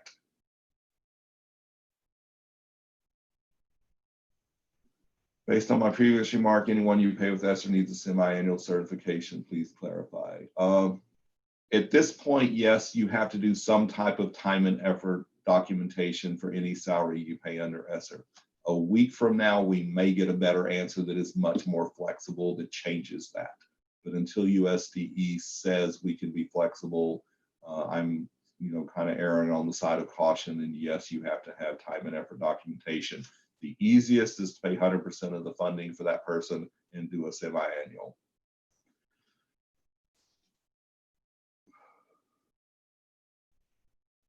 Will ESSER funds be used to pay existing salaries since the money is now part of SFP payment for the school year? Okay, I know this is confusing, but this money is not part of FSP. It does not enter into FSP in any way. You're just getting less FSP because you're getting this federal grant. The federal grant rules govern this grant, how it's used, how you process it, how you do everything. It's not becoming part of FSP. They are two separate fund sources. Please address indirect cost. It was addressed yesterday. Because there is no supplement, not supplant provision, you are allowed to use the unrestricted indirect cost rate on the ESSER grant. Your unrestricted indirect cost rate is a higher rate, and it's not a rate you are accustomed to using, but you can. Anytime you have a federal grant that does not have a supplemental requirement, then you are eligible for the unrestricted rate, and you are allowed to charge a higher amount of cost to indirect. You are not required to put it in your grant application. You can still charge it on the expenditures in the ER system. The one thing to know is that if you spread your expenditures out from beginning to end of this grant period, you will have 3 different unrestricted indirect cost rates. You have a current rate that is good through the end of June. You'll have a new rate loaded into the system July 1 through next June, and then another new rate from July 1, 21 through June of 2022. The unrestricted rate will automatically be entered into the system. When you go to actually request indirect cost rate, you cannot exceed that rate, but you can request less, or you don't have to request indirect cost at all. If we do not apply, yes. We'll take the next 3 to 5 off the top, and then we're ready to move on, and we'll hold the rest for after. But I think we've covered most after this one. The next 3 or 4 questions. All right. If we do not apply for ESSER funds, will the FSP funding be decreased anyway? Yes. If you are eligible for an ESSER grant, you will get a decrease that will be taken off the FSP regardless whether you apply or not. That's why it's important to apply. Otherwise, you will see a reduction in your total revenue. If you choose to spend all the money on payroll, are there limitations of which employees are allowable under the grant? You have to make sure it's an whatever their responsibilities are an allowable use under one of the 12 activities. It's pretty broad, but I'll give you an example. You have a maintenance crew that does nothing but landscaping on the buildings. That's probably not going to be an allowable payroll cost to charge to the ESSER grant. Teachers, yes. Instructional coaches, yes. Some administrators, yes. Parent liaisons, yes. But there are some types of positions that will not be allowable. Do you need to follow Edgar procedures for ESSER reimbursements? Keep in mind, we have already incurred those costs under the general fund guidelines. Yes, it's a federal grant through the education department. Edgar does apply. The only thing you might get flexibility on is the reimbursement piece when you're reimbursing salary or procurements, but right now we do not have that flexibility. If the application for ESSER is submitted early next week, can teacher payroll be posted to Fund 266 on June 19th? Depends when you submit and when you get the email on the preliminary NOGA releasing the 20% so that you actually have money available in 266. Can carryover be greater than 25? Potentially, yes. There is no statutory limit on carryover. And last question, when we had stimulus funds previously, some LEAs used it for special ed co-ops. Would this be allowable under ESSER, and how would the LEA show that as a need? Your needs assessment has to identify your needs. And the reason you used previous stimulus money under ARA for special ed co-ops is under ARA, you had 3 different grants. You had an ARA Title I grant, you had an ARA IDEA grant, and you had an ARA SFSF grant. This time you only have the ESSER grant, which equates more to the SFSF. Regardless, allowable activity number 1 is any allowable activity under ESSA, IDEA, Perkins, etc. So if it's allowable activity under IDEA, you can use this money on it, but you have to have identified a need for it through your needs assessment process. So we're going to go back to the slides and finish the last section of the training, which is always the ever fun topic of compliance and monitoring. You're going to hear from our monitor with a smile in just a minute. So we're going to go back to the slides, monitoring and compliance section.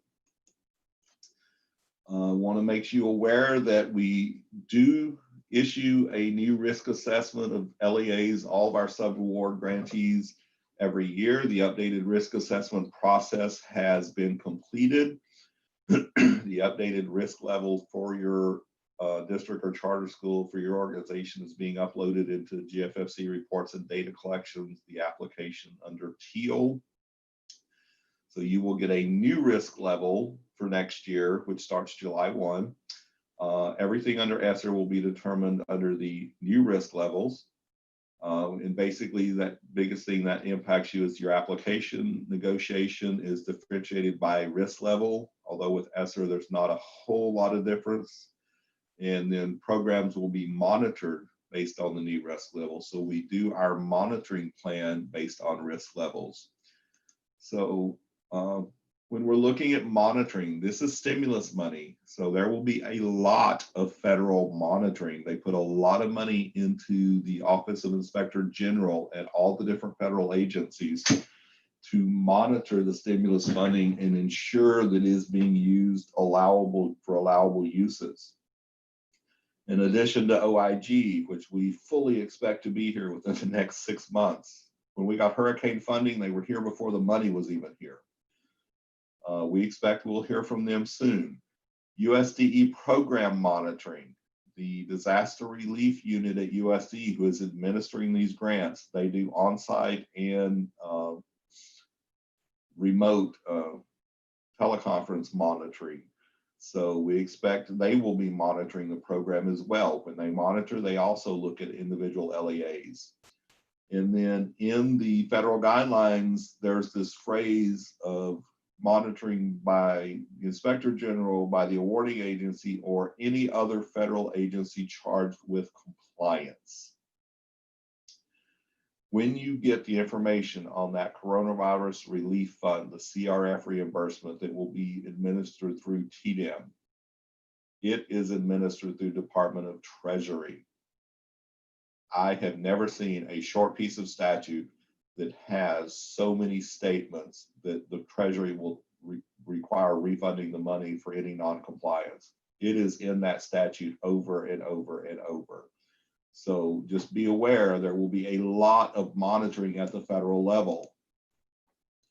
We at the state are also required to monitor. So you will see an increase in monitoring through Rogers Division Federal Fiscal Monitoring here in our department.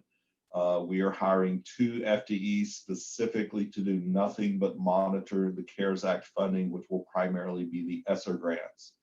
So we are expecting 20 to 25 desk reviews. That's a guess. You know, it might be 17.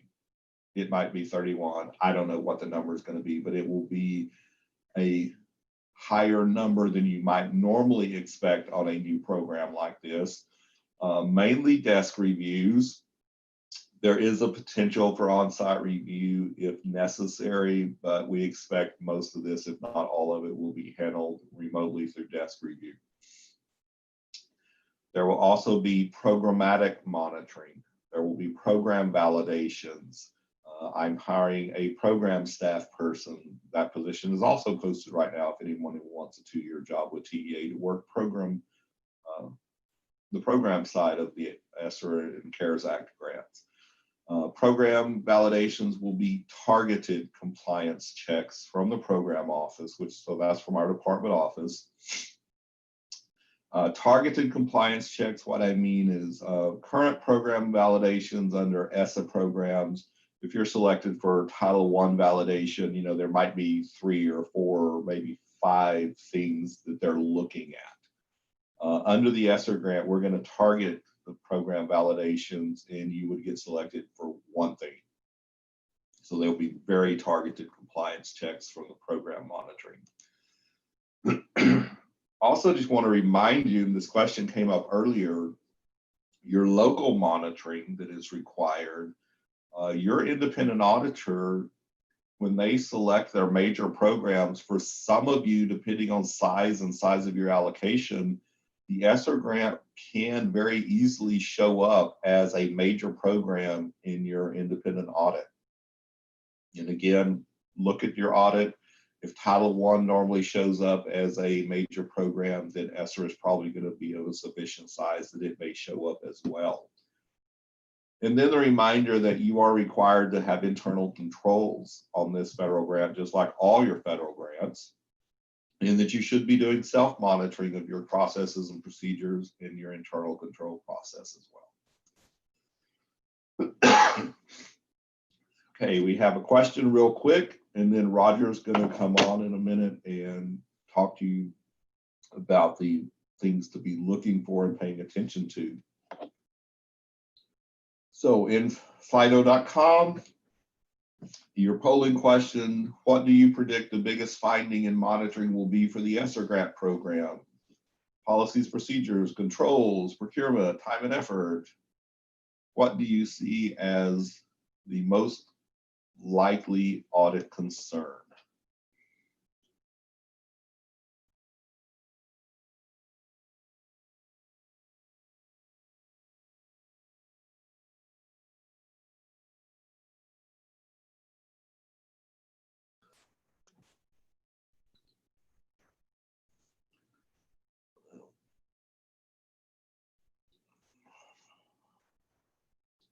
Policy and procedure seems to be winning the race now.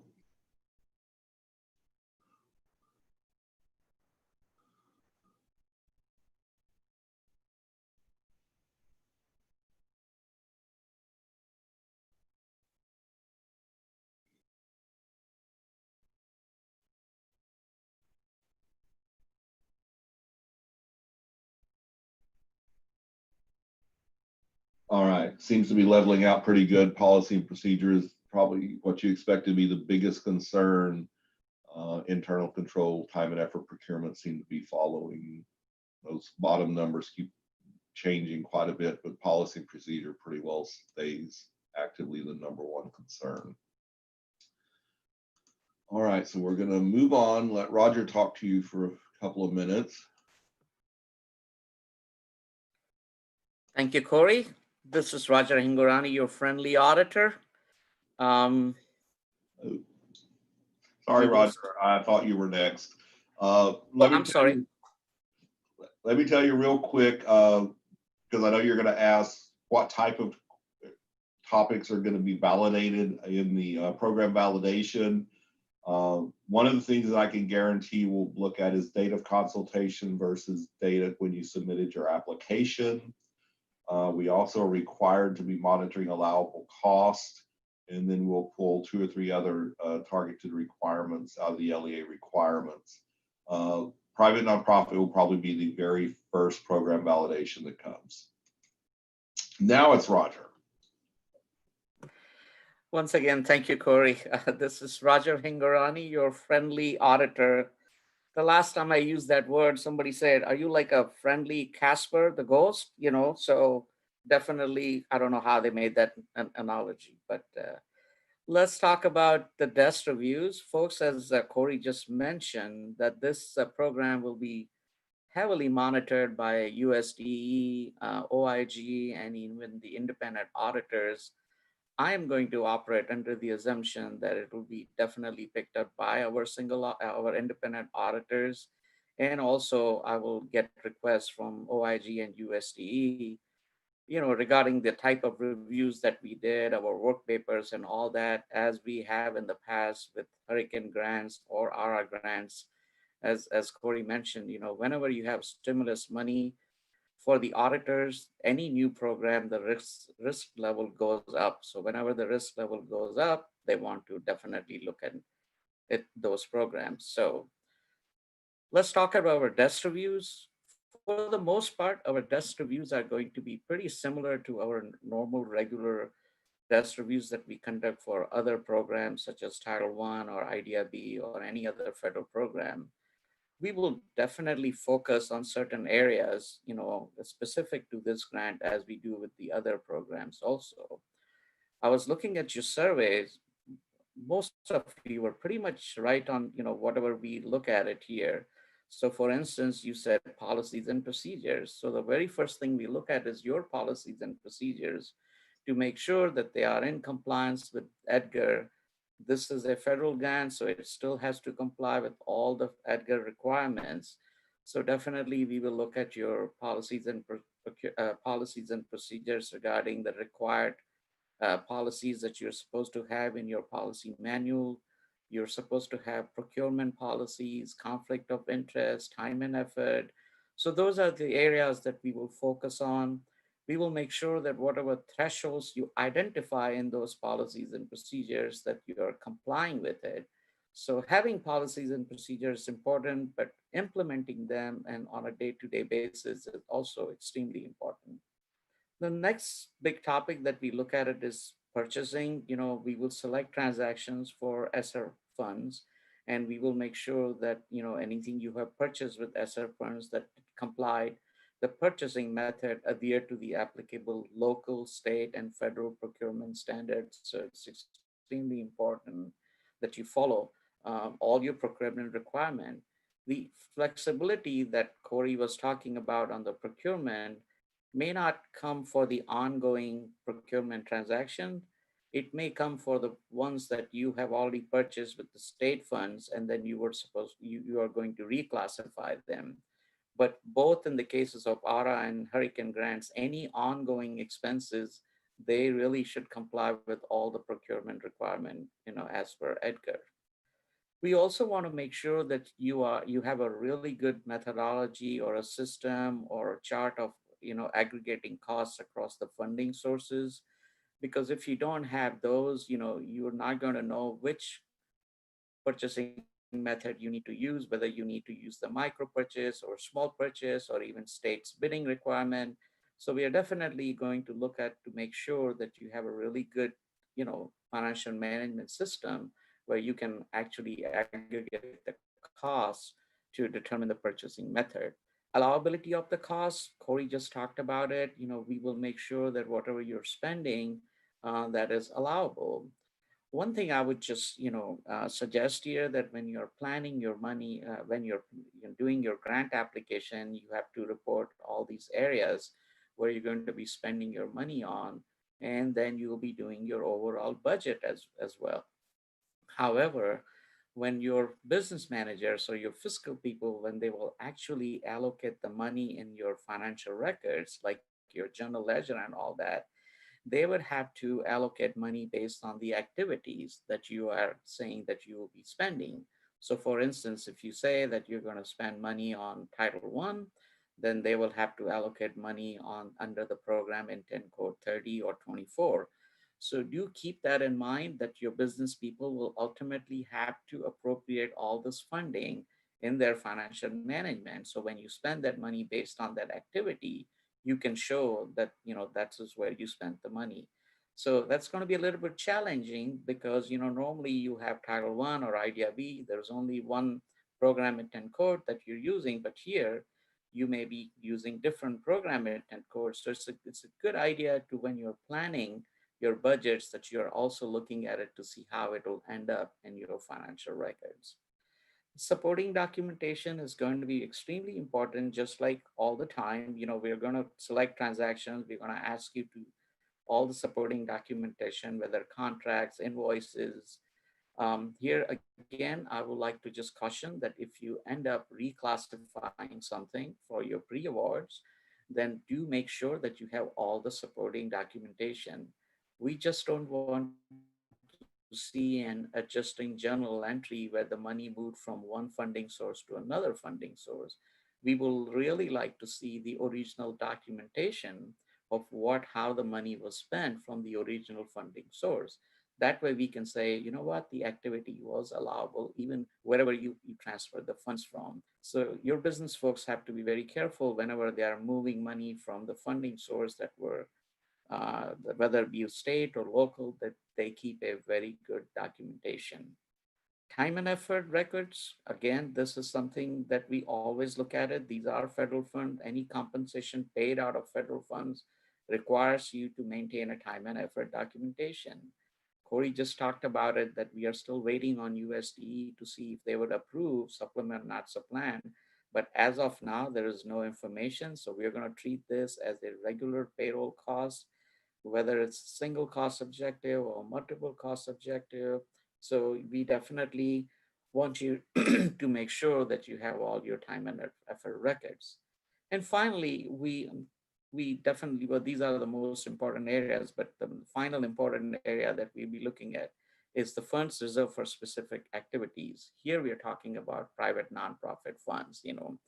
Many of you will be reserving funds for these. So again, we will be looking at it to make sure how the funds were administered. Um, you definitely want to make sure that you are in control of these funds, that you're making all the expenditures. You will have a lot of new schools coming into the system or nonprofits who would be requesting money for the first time. And so they might expect you to just write them a check, but that's not how the PNP funding works, as you all know. So just be very careful, again, and make sure that you document everything, all the expenses, and just like you, and follow all the regular procurement or time and effort requirement that you would follow with your other funding source. Most common audit and monitoring issues, as you all just mentioned in your survey, inadequate internal controls, your policies and procedures. Make sure that you go back, during our current cycle, I'm still seeing that some of the procurement thresholds have not been updated. I'm still seeing 3,500 for micro purchase and all that stuff. So please go back and make sure that you have your policies and procedures updated, and make sure that you are complying with these policies and procedures, that you're implementing these policies and procedures. Procurement has been a very big finding for us, and we'll talk a little bit more in the next two slides what kind of findings we have noted from the procurement. Time and effort is still up there. Like I said, we are still seeing there is a little bit of flexibility in the new Edgar, but however, the basic requirement has not changed. If you have any employee that is compensated, whether it be regular salary, extra duty pay, stipend, any type of compensation going to an employee must be supported by the time and effort record. Compliance with the applicable grant requirement, and that could be anything from starting with your grant application, the budgets that you have, the positions. I know this gives you a lot of flexibility. You don't have to report positions and all that, but there are certain other areas that you need to watch out for as the activities that you will be spending money from. So again, like I said, we will be looking at all types of compliance related issues here. Lack of supporting documentation. I just mentioned in the previous slide that if you're going to have transfer of funds or reclassification, make sure that you keep all the documentation. Obligation of funds. Cory just talked about it. How you may report your obligation of funds in your financial records. Basically make sure that you still follow CFR 76707 when obligation occurs. That still applies to this grant. So make sure that whenever you obligate funds, that you do report, or you do keep a record of that in your financial management system. That leads to us with the period of availability. It directly ties to the period of availability, because if you obligate the funds outside of the period of availability, then it may be disallowed. So you have to make sure that all these areas, this is what we have seen in the previous few years of our monitoring. So let me discuss some of the most common procurement issues that we have seen in the last couple of years, and specifically in the last 2 years. Did not maintain documentation to demonstrate compliance with procurement methods required by Edgar. What does it mean? It means that somebody bought something, but they have no idea which procurement method they used. When we select the transaction, we will basically ask, please tell us what type of procurement method you use to procure the goods and services for the grant. So it's really important that you understand how the procurement method works and what the thresholds are. Did not maintain minimum number of quotes required for purchases made through small purchase procedures. Again, when you are following the small purchase procedures according to the Edgar, you are required to maintain at least minimum of 2 quotes from different vendors. Even if you're buying from a purchasing cooperative, you're supposed to obtain minimum of 2 quotes from there. So, we saw that sometimes the small folks just said we bought under the small purchase. However, they were never able to, give us the supporting documentation that they did obtain the codes. Did not maintain documentation to demonstrate compliance with suspension department. Now, this is a really easy requirement to actually comply with. All you have to do is go into the sam.gov and check to make sure that the vendor is not suspended or debarred. Anything over $25,000, you're supposed to have a printout from sam.gov or a certification from a vendor saying that they are not suspended and debarred. So definitely this finding can easily be complied with if you have really good policies and procedures in place, that whenever you have anything more, anything more than $25,000, that you maintain that documentation. The next three in line are did not maintain documentation to demonstrate that it met one of the four allowable circumstances required for the purchases made under non-competitive proposal, which is our sole source. Folks, we don't want to see just a letter from the vendor, I am the sole source provider, which is what is still happening. We want to make sure that if you are going to purchase under the non-competitive proposal, that you satisfy one of the four circumstances, and to make sure that it is eligible under this procurement method.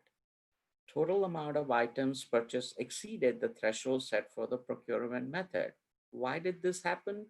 Because there was not a good system or methodology that the district used to aggregate the cost, because when you do not have that system in place, you will never know when you have exceeded the threshold that you are required to follow.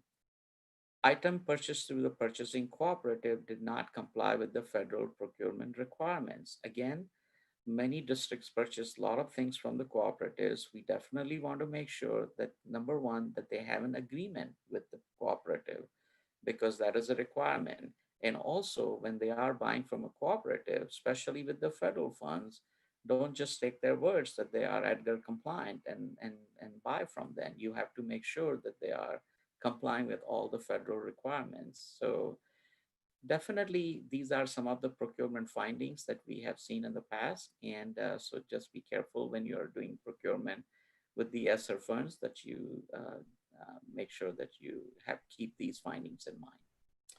That's all I have, Cory. All right, thanks, Roger. You're welcome, sir. Going to take some questions on this section, but before we do that, I want to run through the last few slides because I know you're going to start dropping off. And we have a exit ticket kind of evaluation that is in Slido as well, and I want to give you time to do that, and then I will stay on and answer the remaining questions.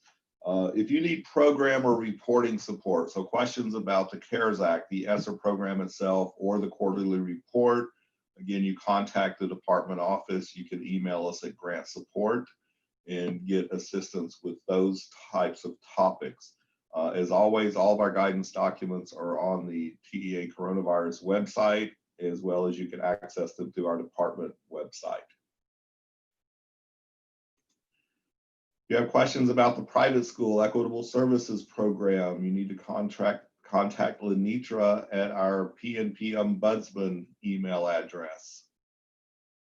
And remember, she's doing a full training on Tuesday, and the registration link is in the top of your Slido.com Q&A section.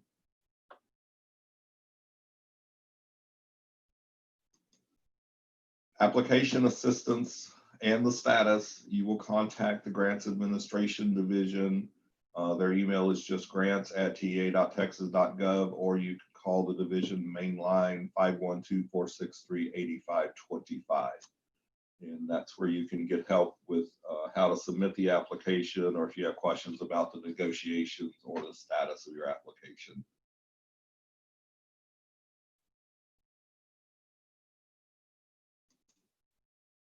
monitoring and compliance questions, questions about internal controls or findings or the process they're going to be looking at, you would contact the Federal Fiscal and Monitoring Division.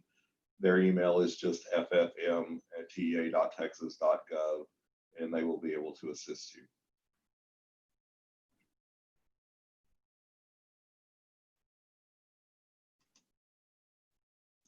You need to reach me or reach Matt, my chief of staff. Our phone number is 512-463-8992, or you can email me directly as well. So we're going to run back now to the questions, but I'm going to ask Matt to put up the exit survey. This is the evaluation, has a couple of questions for us.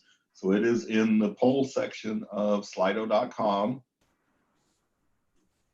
Cory, it's live, and we're going to leave it running for some time for anybody. So the only poll you'll see is the exit survey for you to complete while we're doing Q&A.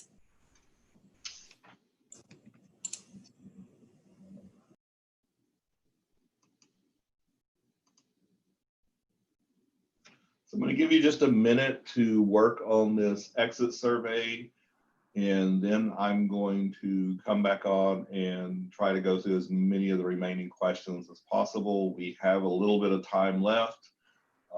We planned for a lot of questions, and so I'll stay on and answer as many of those questions as we can before the time runs out. So if you would please go in and do the exit survey. I'm going to give you a couple of minutes to work on that, and then I'll come back and answer more questions.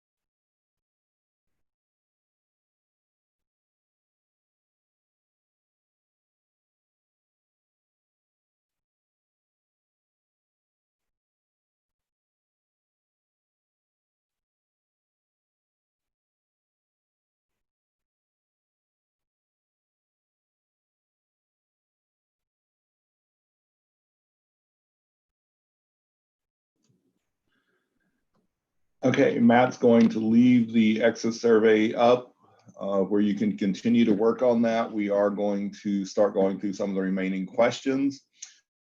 So Roger, I'm going to need you to chime in on this one. Yes, sir. Do any local policies and procedures need to be revised and republished to explicitly list this grant in order to be compliant on a desk review?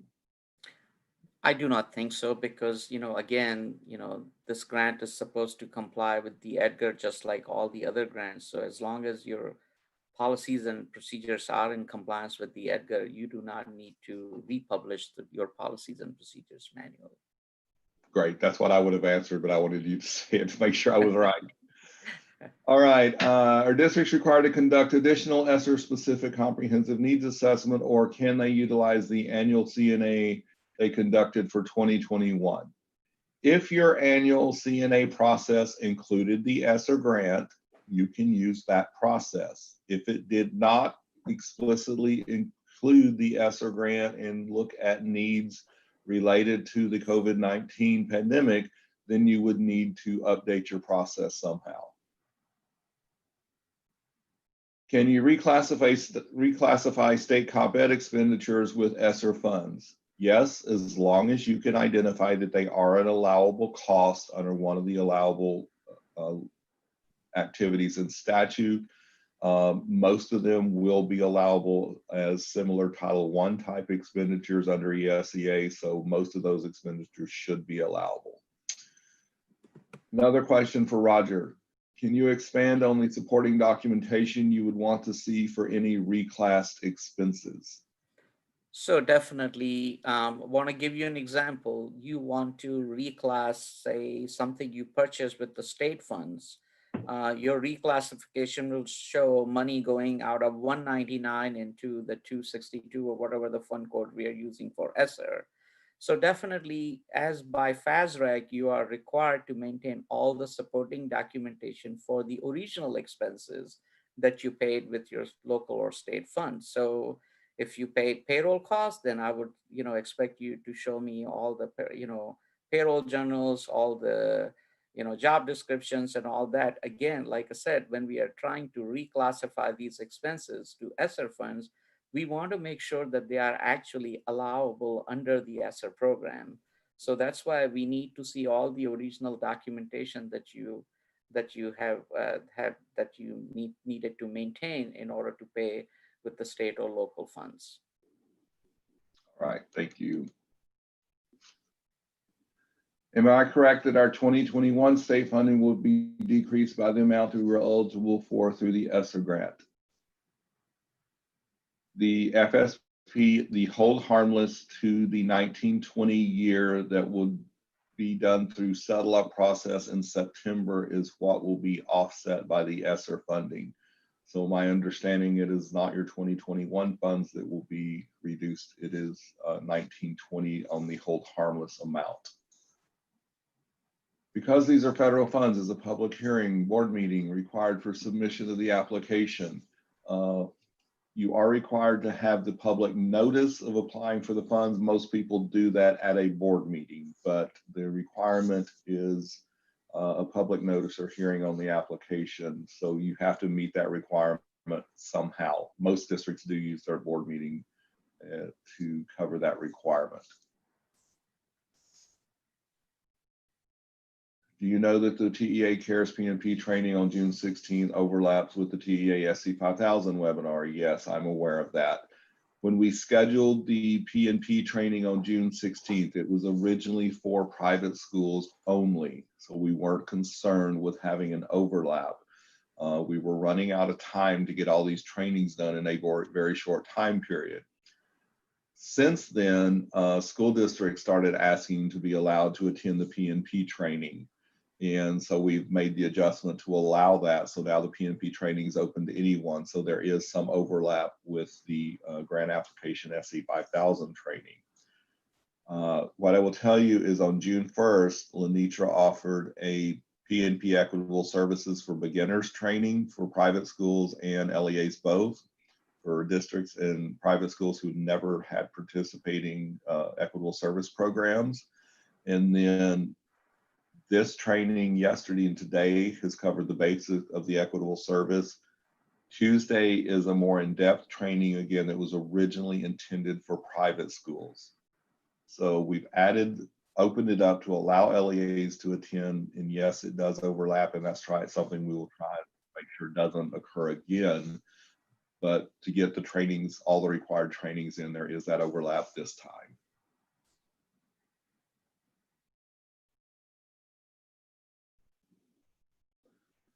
If LEAs use funds to cover the cost of technology that was purchased with local funds, how is the LEA supposed to go back and get quotes to meet Edgar policy now? That's what we're waiting on USD for more flexibility. Hopefully USD within a week or two will come back and say you don't have to go back and meet the procurement requirements under Edgar.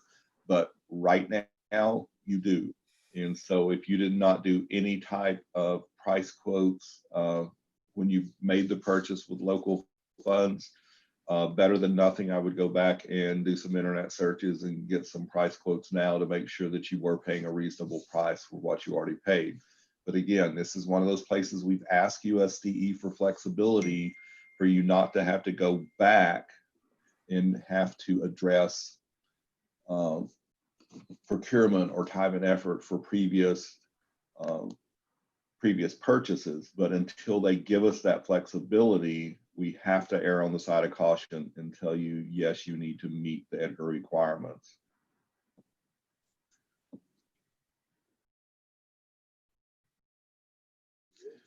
Okay,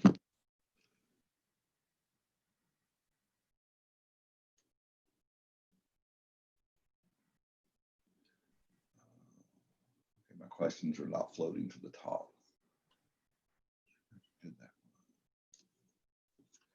If you reimburse teacher salary with pre-award, but that was paid locally $199 previously, is that multiple fund sources, or do we do a job TE description just for $266? If you're reimbursing teacher salary that was previously paid, the easiest time and effort documentation is to do the semi-annual certification for the time period, and hopefully you're paying 100% of the cost so that the semi-annual works. If you're doing split funding, only paying a percentage of the person's salary, then you have to do a different type of time and effort unless USD finally gives us the flexibility not to have to go backwards and document previous expenditures.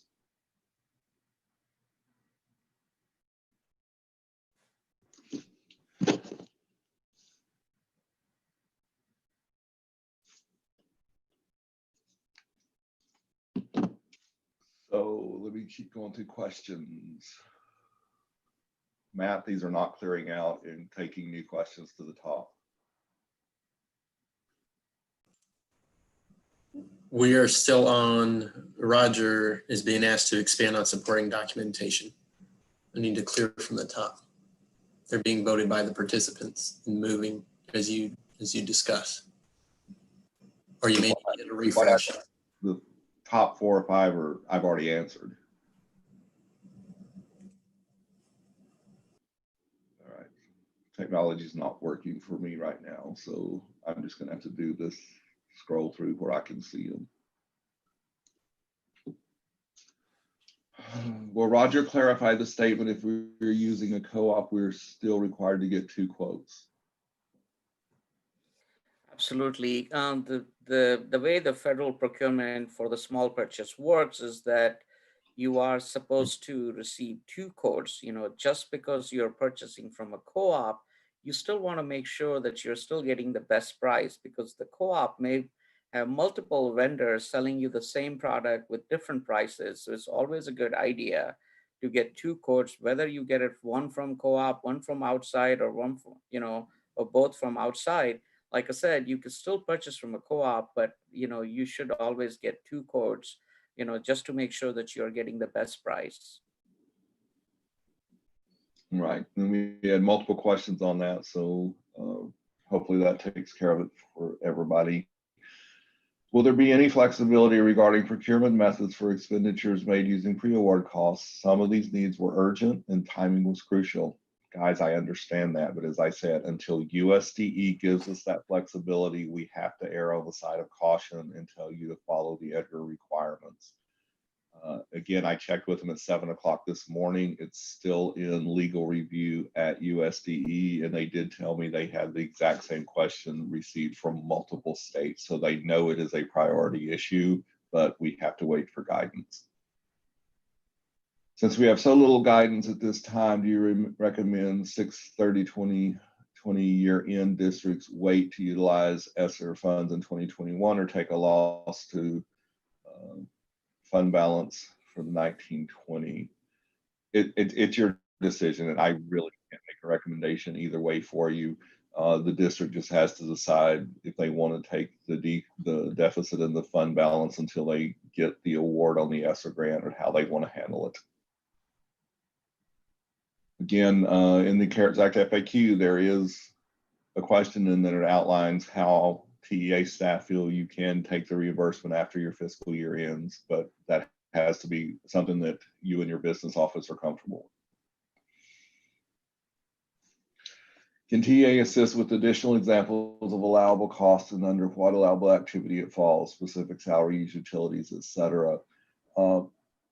You know, guys, the allowable activities are what they are. Bottom line, I can tell you it's allowable, but if you don't document it and justify it, it doesn't matter to an auditor that I said it's allowable.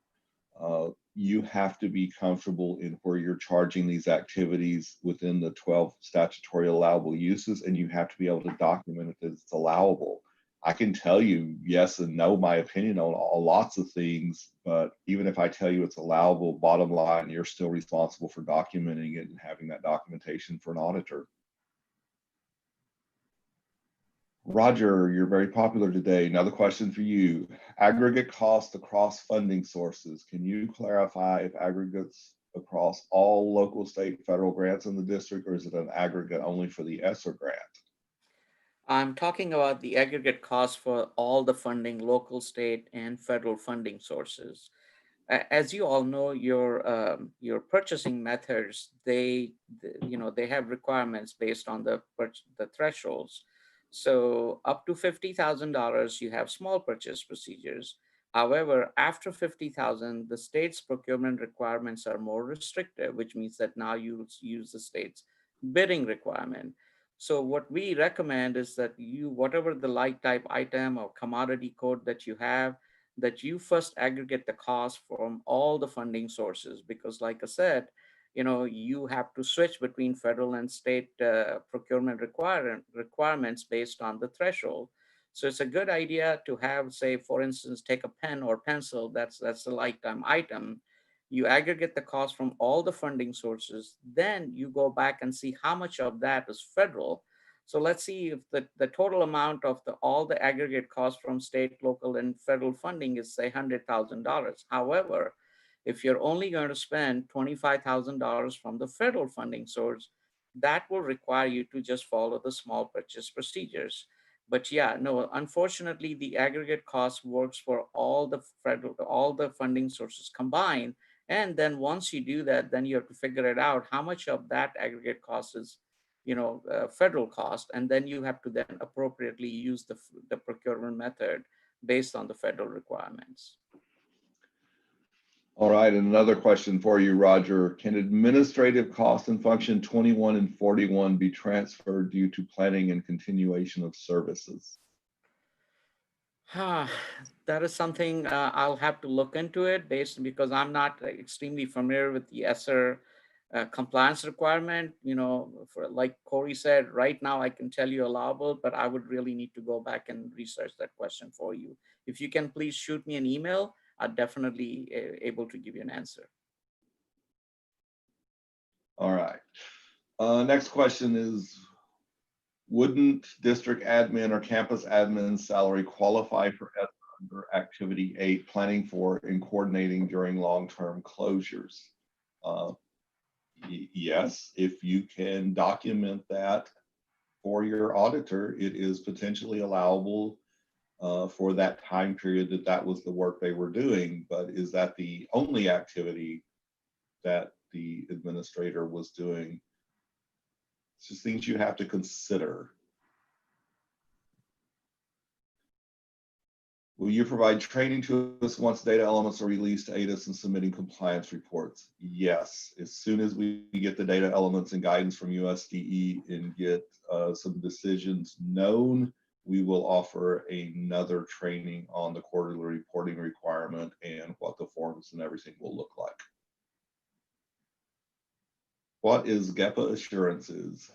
GEPA assurances is a set of basic federal grant assurances that are required for any subrecipient who receives a grant that is funded with federal money. It's a one-page, 12, 15 items. It's basic stuff. It talks about, I don't have it in front of me, so I can't tell you exactly what the wording is, but it's basic assurances that you're not going to discriminate. It's assurances that you're going to follow the federal regulations. It's assurances that you're not going to have policies and procedures that violate federal law. It's generic requirements of any and every federal grant program you've ever had. Again, we updated those requirements with all the LEAs 3 or 4 years ago. At any new charter school that's opened since then, that's one of the first requirements before they ever get a grant award. So no one should really worry about that. You have it on file, I'm pretty positive already, because you wouldn't have received another grant from us without it. ER is expenditure reporting system. That's the online expenditure reporting system where you request drawdowns to you request payment from any of your grant funds.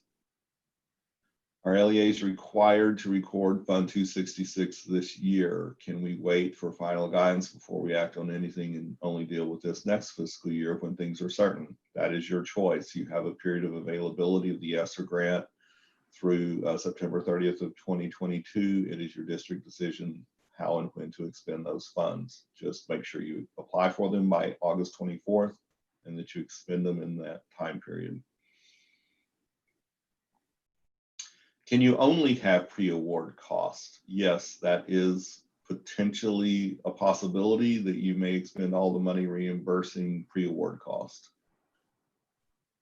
What are the 4 allowable circumstances for sole source? In federal regulation, it is non-competitive procurements. Sole source is a common term for it.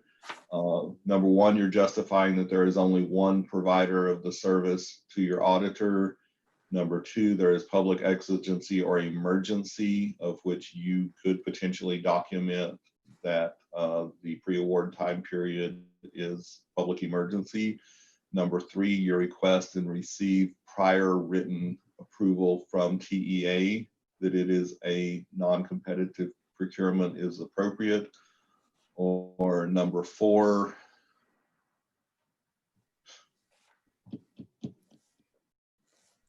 number 4, you tried a competition and did not receive any submissions or only one submission, of which you can then deem it as a non-competitive for a period of 2 to 3 years before you need to try another competitive process. About the continuation of salary payments during closures, we were supposed to pay hourly student workers during closure. Is that allowable? If that was a process that you were already paying and had already planned for, basically the federal guidance is allowing you to continue to pay staff salary, including hourly workers during periods of closure. That's in the FAQ document. That's in the federal funding and grants FAQ. That is not specifically in the CARES Act FAQ document. But if you go to the federal funding and grants FAQ, there are a couple of questions that talk about that very situation. Does the public notice regarding the ESSER funds have to occur prior to submitting the grant application? Technically, yes. There are some instances when we will allow you to submit the application, but you have to tell us up front that it hasn't gone before your board, because we cannot and will not issue a notice of grant award, including we cannot issue the preliminary 20% release of funds until that federal requirement has been met. So if you can't get it before your board, you need to notify us of that so that we hold any notice of grant award until that meeting occurs, because you have to meet that federal requirement. The next question is expanding on the public notice, so I think we just did that. Is the allowable payroll during closure only related to the time the schools were actually closed and not providing distance learning? The payroll during closure is when the physical buildings were closed. You may have still been doing distance learning, home learning during that same time period, but if the building was closed during a time period that it would have normally been open, that is what they're referencing when they say during times of closure.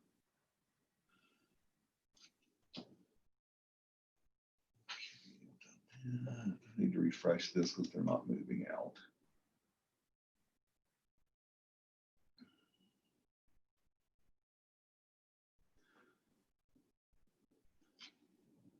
Will there be a threshold for ESSER drawdowns similar to ESEA? The main threshold on the ESSER drawdown is you will only be able to access 20% of the funding until you receive a full notice of grant award. After you have a full notice of grant award, it will depend what your plan in your application was. To lift the threshold drawdowns per month takes a different process, and we would have to investigate whether that's a possibility under these grant funds or not. And so we can look into that. But the important thing to know right now is you will only be able to access the first 20% until you do have a full NOGA.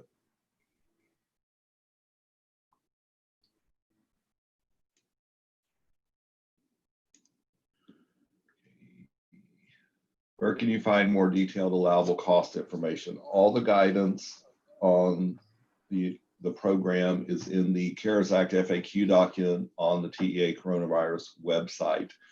It talks about the allowable cost. There are several specific questions about what can be allowable. We have a purchase order for student laptops. Can we reclassify the PO to ESSER under pre-award guidance? Yes, most likely you can. You just have to document the allowable use, but laptops for online learning should easily be able to document as allowable. Which department do we contact if you have specific questions about allowable expenditures? Program and reporting department or compliance? You talk to program and reporting. You contact the my department office at grant support, one word, at ta.texas.gov.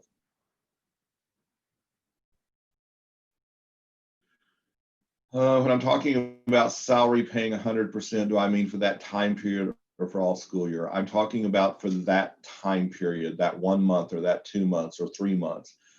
You want to pay 100% for whatever time period you're going to reimburse, so that the only time and effort you would have to do would be a semi-annual certification. If you only do a portion of a person's salary, then you're looking at a different type of personnel activity reporting for time and effort documentation. Will there be a checklist for the ESSER application?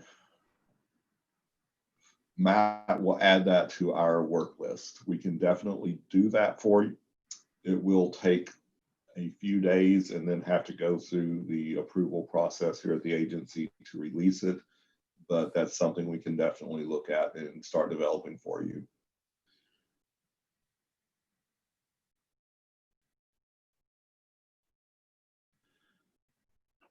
If we plan to spend in the fall, but the disaster is declared over before we spend, will that be allowed?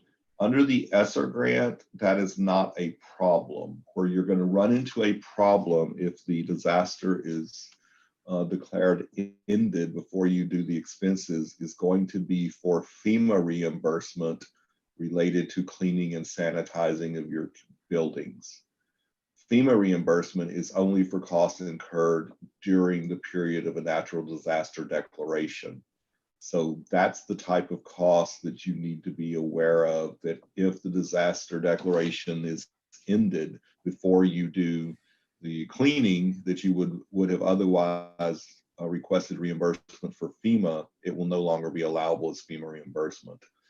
The ESSER is not a reimbursement program. ESSER is a federal grant program, so you have a 2-year life, 2 years plus life to spend the funding. So you don't have to worry about it under the ESSER grant, but you do need to be aware of it if for anything you'd want to request under FEMA reimbursement.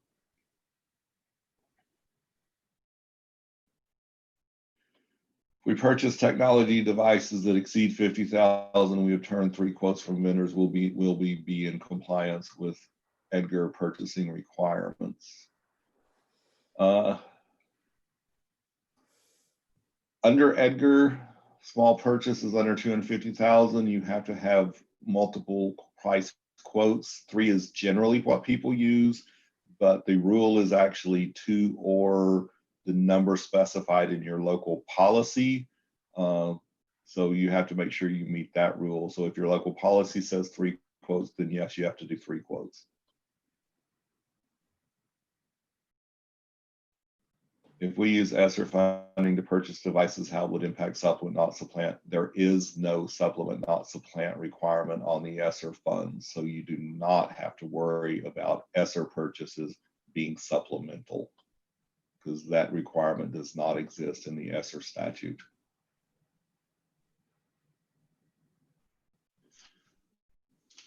So if we did not have any unusual costs for COVID, do we just not apply for the grant? There's too many restrictions. That hurts us overall since we lost FSP.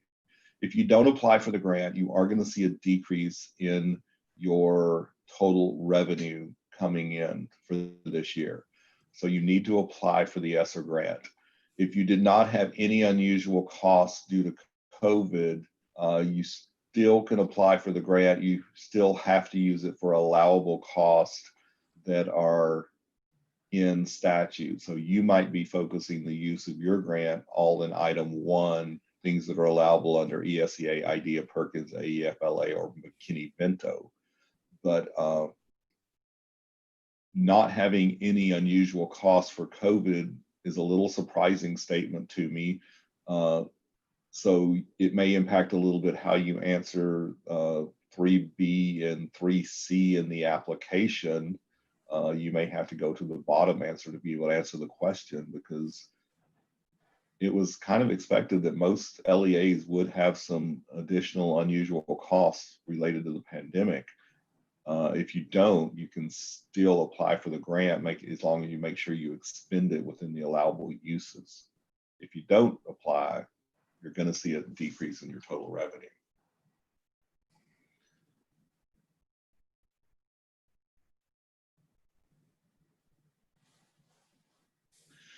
USD says it's fiscal year 19, not 20. I've multiplied your formula to verify and it's allocated by 19. Not a question, just confusing. Anything from USDE is talking federal fiscal year. Fiscal year 19 in USDE guidance is the 19-20 school year. That equates to fiscal year 20 for school districts, which is also the 19-20 school year. So federal fiscal year is a different number than state fiscal year. And the way to remember that is you have the 19-20 school year, the federal fiscal year is 19, the state year is 20. If that helps you, but that's the issue, is that their fiscal years are numbered differently than state fiscal years.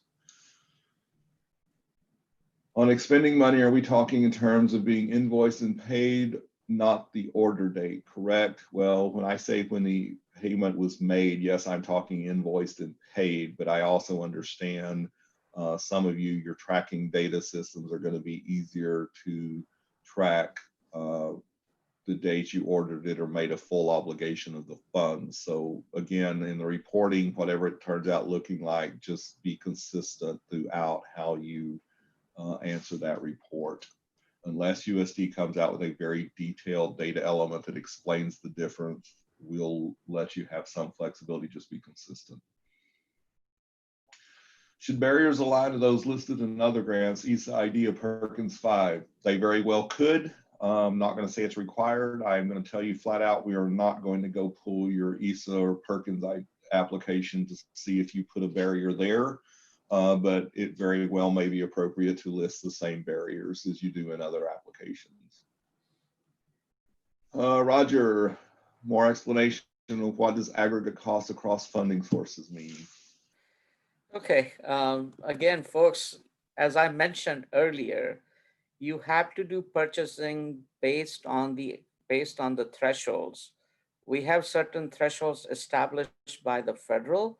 We have certain thresholds established by the state. When you reach to certain threshold in state, we have to see whichever is more restrictive at that time. That's why I said you have to aggregate the cost for all the all the funding sources, state, local, and federal. Anything above 50,000, even if you're purchasing with the federal fund, you still have to follow the state's restricted bidding requirement. So that's why, like I said, the only way you would know if you aggregate the cost from all the funding sources to see where you stand. If your total aggregate cost from all the funding sources is below $50,000, and now you can see how much of that is the federal fund. If it is only $5,000, then you can definitely use the micro purchase. If it is more than 10,000 and below 50,000, you can use the small purchase. If the cost now jumps above $50,000, you have to comply with the state's bidding requirement. So, and if you go over $250,000, you have to jump back to the federal competitive bidding requirement, where you have to do the cost price analysis and all that. I know this issue is a little bit complicated, but unfortunately, or the way it is, the system is set up, you have to aggregate the cost and then look at which is the most restrictive purchasing method you can use. I hope that answers the question. All right, thanks, Roger. Where can we find guidance on what needs to be included in the public notice of intent to apply? Any program info we must include. The public notice is written in the assurances to every grant application that you have submitted. So we don't put a lot of detailed guidance out on it because we don't want to put additional requirements on it. As it is, it's a statement of a requirement and you can determine how you meet it. Most people, again, do use the local board meeting to meet it, but that's why you're not going to find a lot of detailed guidance on it. It's in the provisions and assurances to any one of your grant applications. If you email me specifically, I can shoot you that wording back. The district did not receive Title I in 1920, but will receive Title I in 2021. Will they be eligible for ESSER funding? As a school district, no. The only provision that USD made was new charter schools who were opening for the first time in 2021. Otherwise, you have to have received Title I funding, actually submitted a grant and had a grant award and received the money to be eligible. Charter school question, just make sure you're understanding correctly. Since PNP is not applicable to charter schools, you reduce the state funding amount by 100% of the allocation, or is this only 95? For charter schools, it's 100% of your ESSER allocation because you have no private school equitable service requirement. Can you give us an email confirmation, just an email reply that confirms the grant we submit was received? We want to make sure it's received. Christina, that's already in the system, isn't it? Yes, Yeah. when they submit through email, they get an automatic confirmation that it was received. All right, so we do that. So you should get an email back telling you your email was received. We have no private nonprofits in our district, and I applied before placing notice in the newspaper to satisfy the requirement of reaching out. I would recommend you place the newspaper notice first because you have to ensure that no new private schools have opened before March 13th that you're unaware of. An auditor might or might not cite you on it. That's going to be depending on an individual audit review. But to be safe, I would tell you to do the outreach and place the notice before you submit the application. Maybe a small size district, you may know there's nobody new opened. You can make that decision and your auditor will verify and determine if they think it's an audit finding or not. The private school purchases technology or materials. Okay, we're moving around. Sorry, y'all are voting on these and they're making them jump on screen. Private school purchase technology or materials. Can the PNP continue to use those materials after the grant if they participate in ESSA during the current year, as long as they're tracked by an ISD? Well, first off, private school doesn't purchase anything. Remember, this is only equitable services, so they can request the service, the district makes the decision and would purchase the equipment. At the end of the ESSER grant, the district has to take the equipment back because the grant period is over. At that time, the district goes through a priority and decides Are there other equitable service needs that can be addressed by this equipment? If yes, they can reissue the equipment out to other equitable services under another program. If not, they then look, does the equipment meet any other identified needs within the LEA in the same program? ESSER is going to be gone, so then they go to any other federal program. So it is potentially possible that yes, the equipment could remain at the private school for equitable services under a different program, but the district would have to pick up an inventory of the program and go through the process with consultation to ensure that that was an identified need of the other equitable service program before reissuing the equipment back to a private school for equitable services. Cory, Yes. we have 5 more minutes. We've closed incoming questions. We still have a large queue, so we'll do 5 more minutes of these questions. I think we've gotten to more repetitive ones and fewer votes. We have about 780 exit polls, so a lot of people that may have attended still not doing the exit survey, and it will close eventually, so please do that. All right, if you haven't done that exit survey, please do that. There's over 100 questions still remaining, and I'm not going to be able to get through them in the next 5 minutes, so I'll answer a few more, and then we're going to have to end because we are going to be closed. What is appropriate documentation for indirect cost rate when using the unrestricted? What documentation is needed? When you're charging the unrestricted indirect cost rate, you're charging unrestricted because it's allowable, and then your indirect costs are defined. They're your basic overhead costs. They're that piece of your accounting department that you can't tease out was specific to this federal grant. They're the piece of your HR department. They're a piece of your technology department. So indirect costs under Essa are the same allowable indirect cost as under any other federal grant program. It's just you're allowed to use a higher rate. You're allowed to use the unrestricted rate. So you would document indirect costs the same way you would document indirect under any other federal grant. If we are reclassifying salaries, will signed job descriptions be required?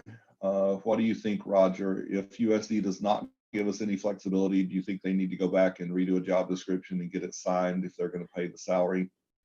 It's not a bad idea. Again, we want to establish that whoever's salaries were paid were allowable under the ESSER grant. So if we can see a job description, if the activities were allowable under the ESSER grant, then that's not a bad idea. Yes, sir.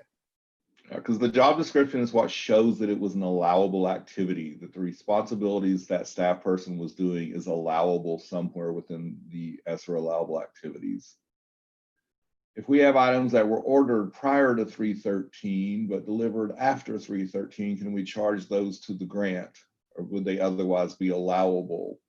I would say no, because you ordered those supplies prior to the period of availability. So the decision to spend that money was made prior to the ESSER funds being available. Where do we find the ESSER grant amount? Planning allocations for the ESSER grant are on our grants division allocations page, same place you find Title I or any other grant allocation. They're also linked over on the coronavirus page, where if you go to the funding and waivers section and you scroll down to our federal funds section of the coronavirus page, you will find a link to the ESSER allocations there as well. Okay, we got 2 minutes, so 1 or 2 questions, that's all I can get to. Equitable services, May 28th FAQ, after reserving funds that are reasonable and necessary for LEA administration and equitable service administration service, please advise.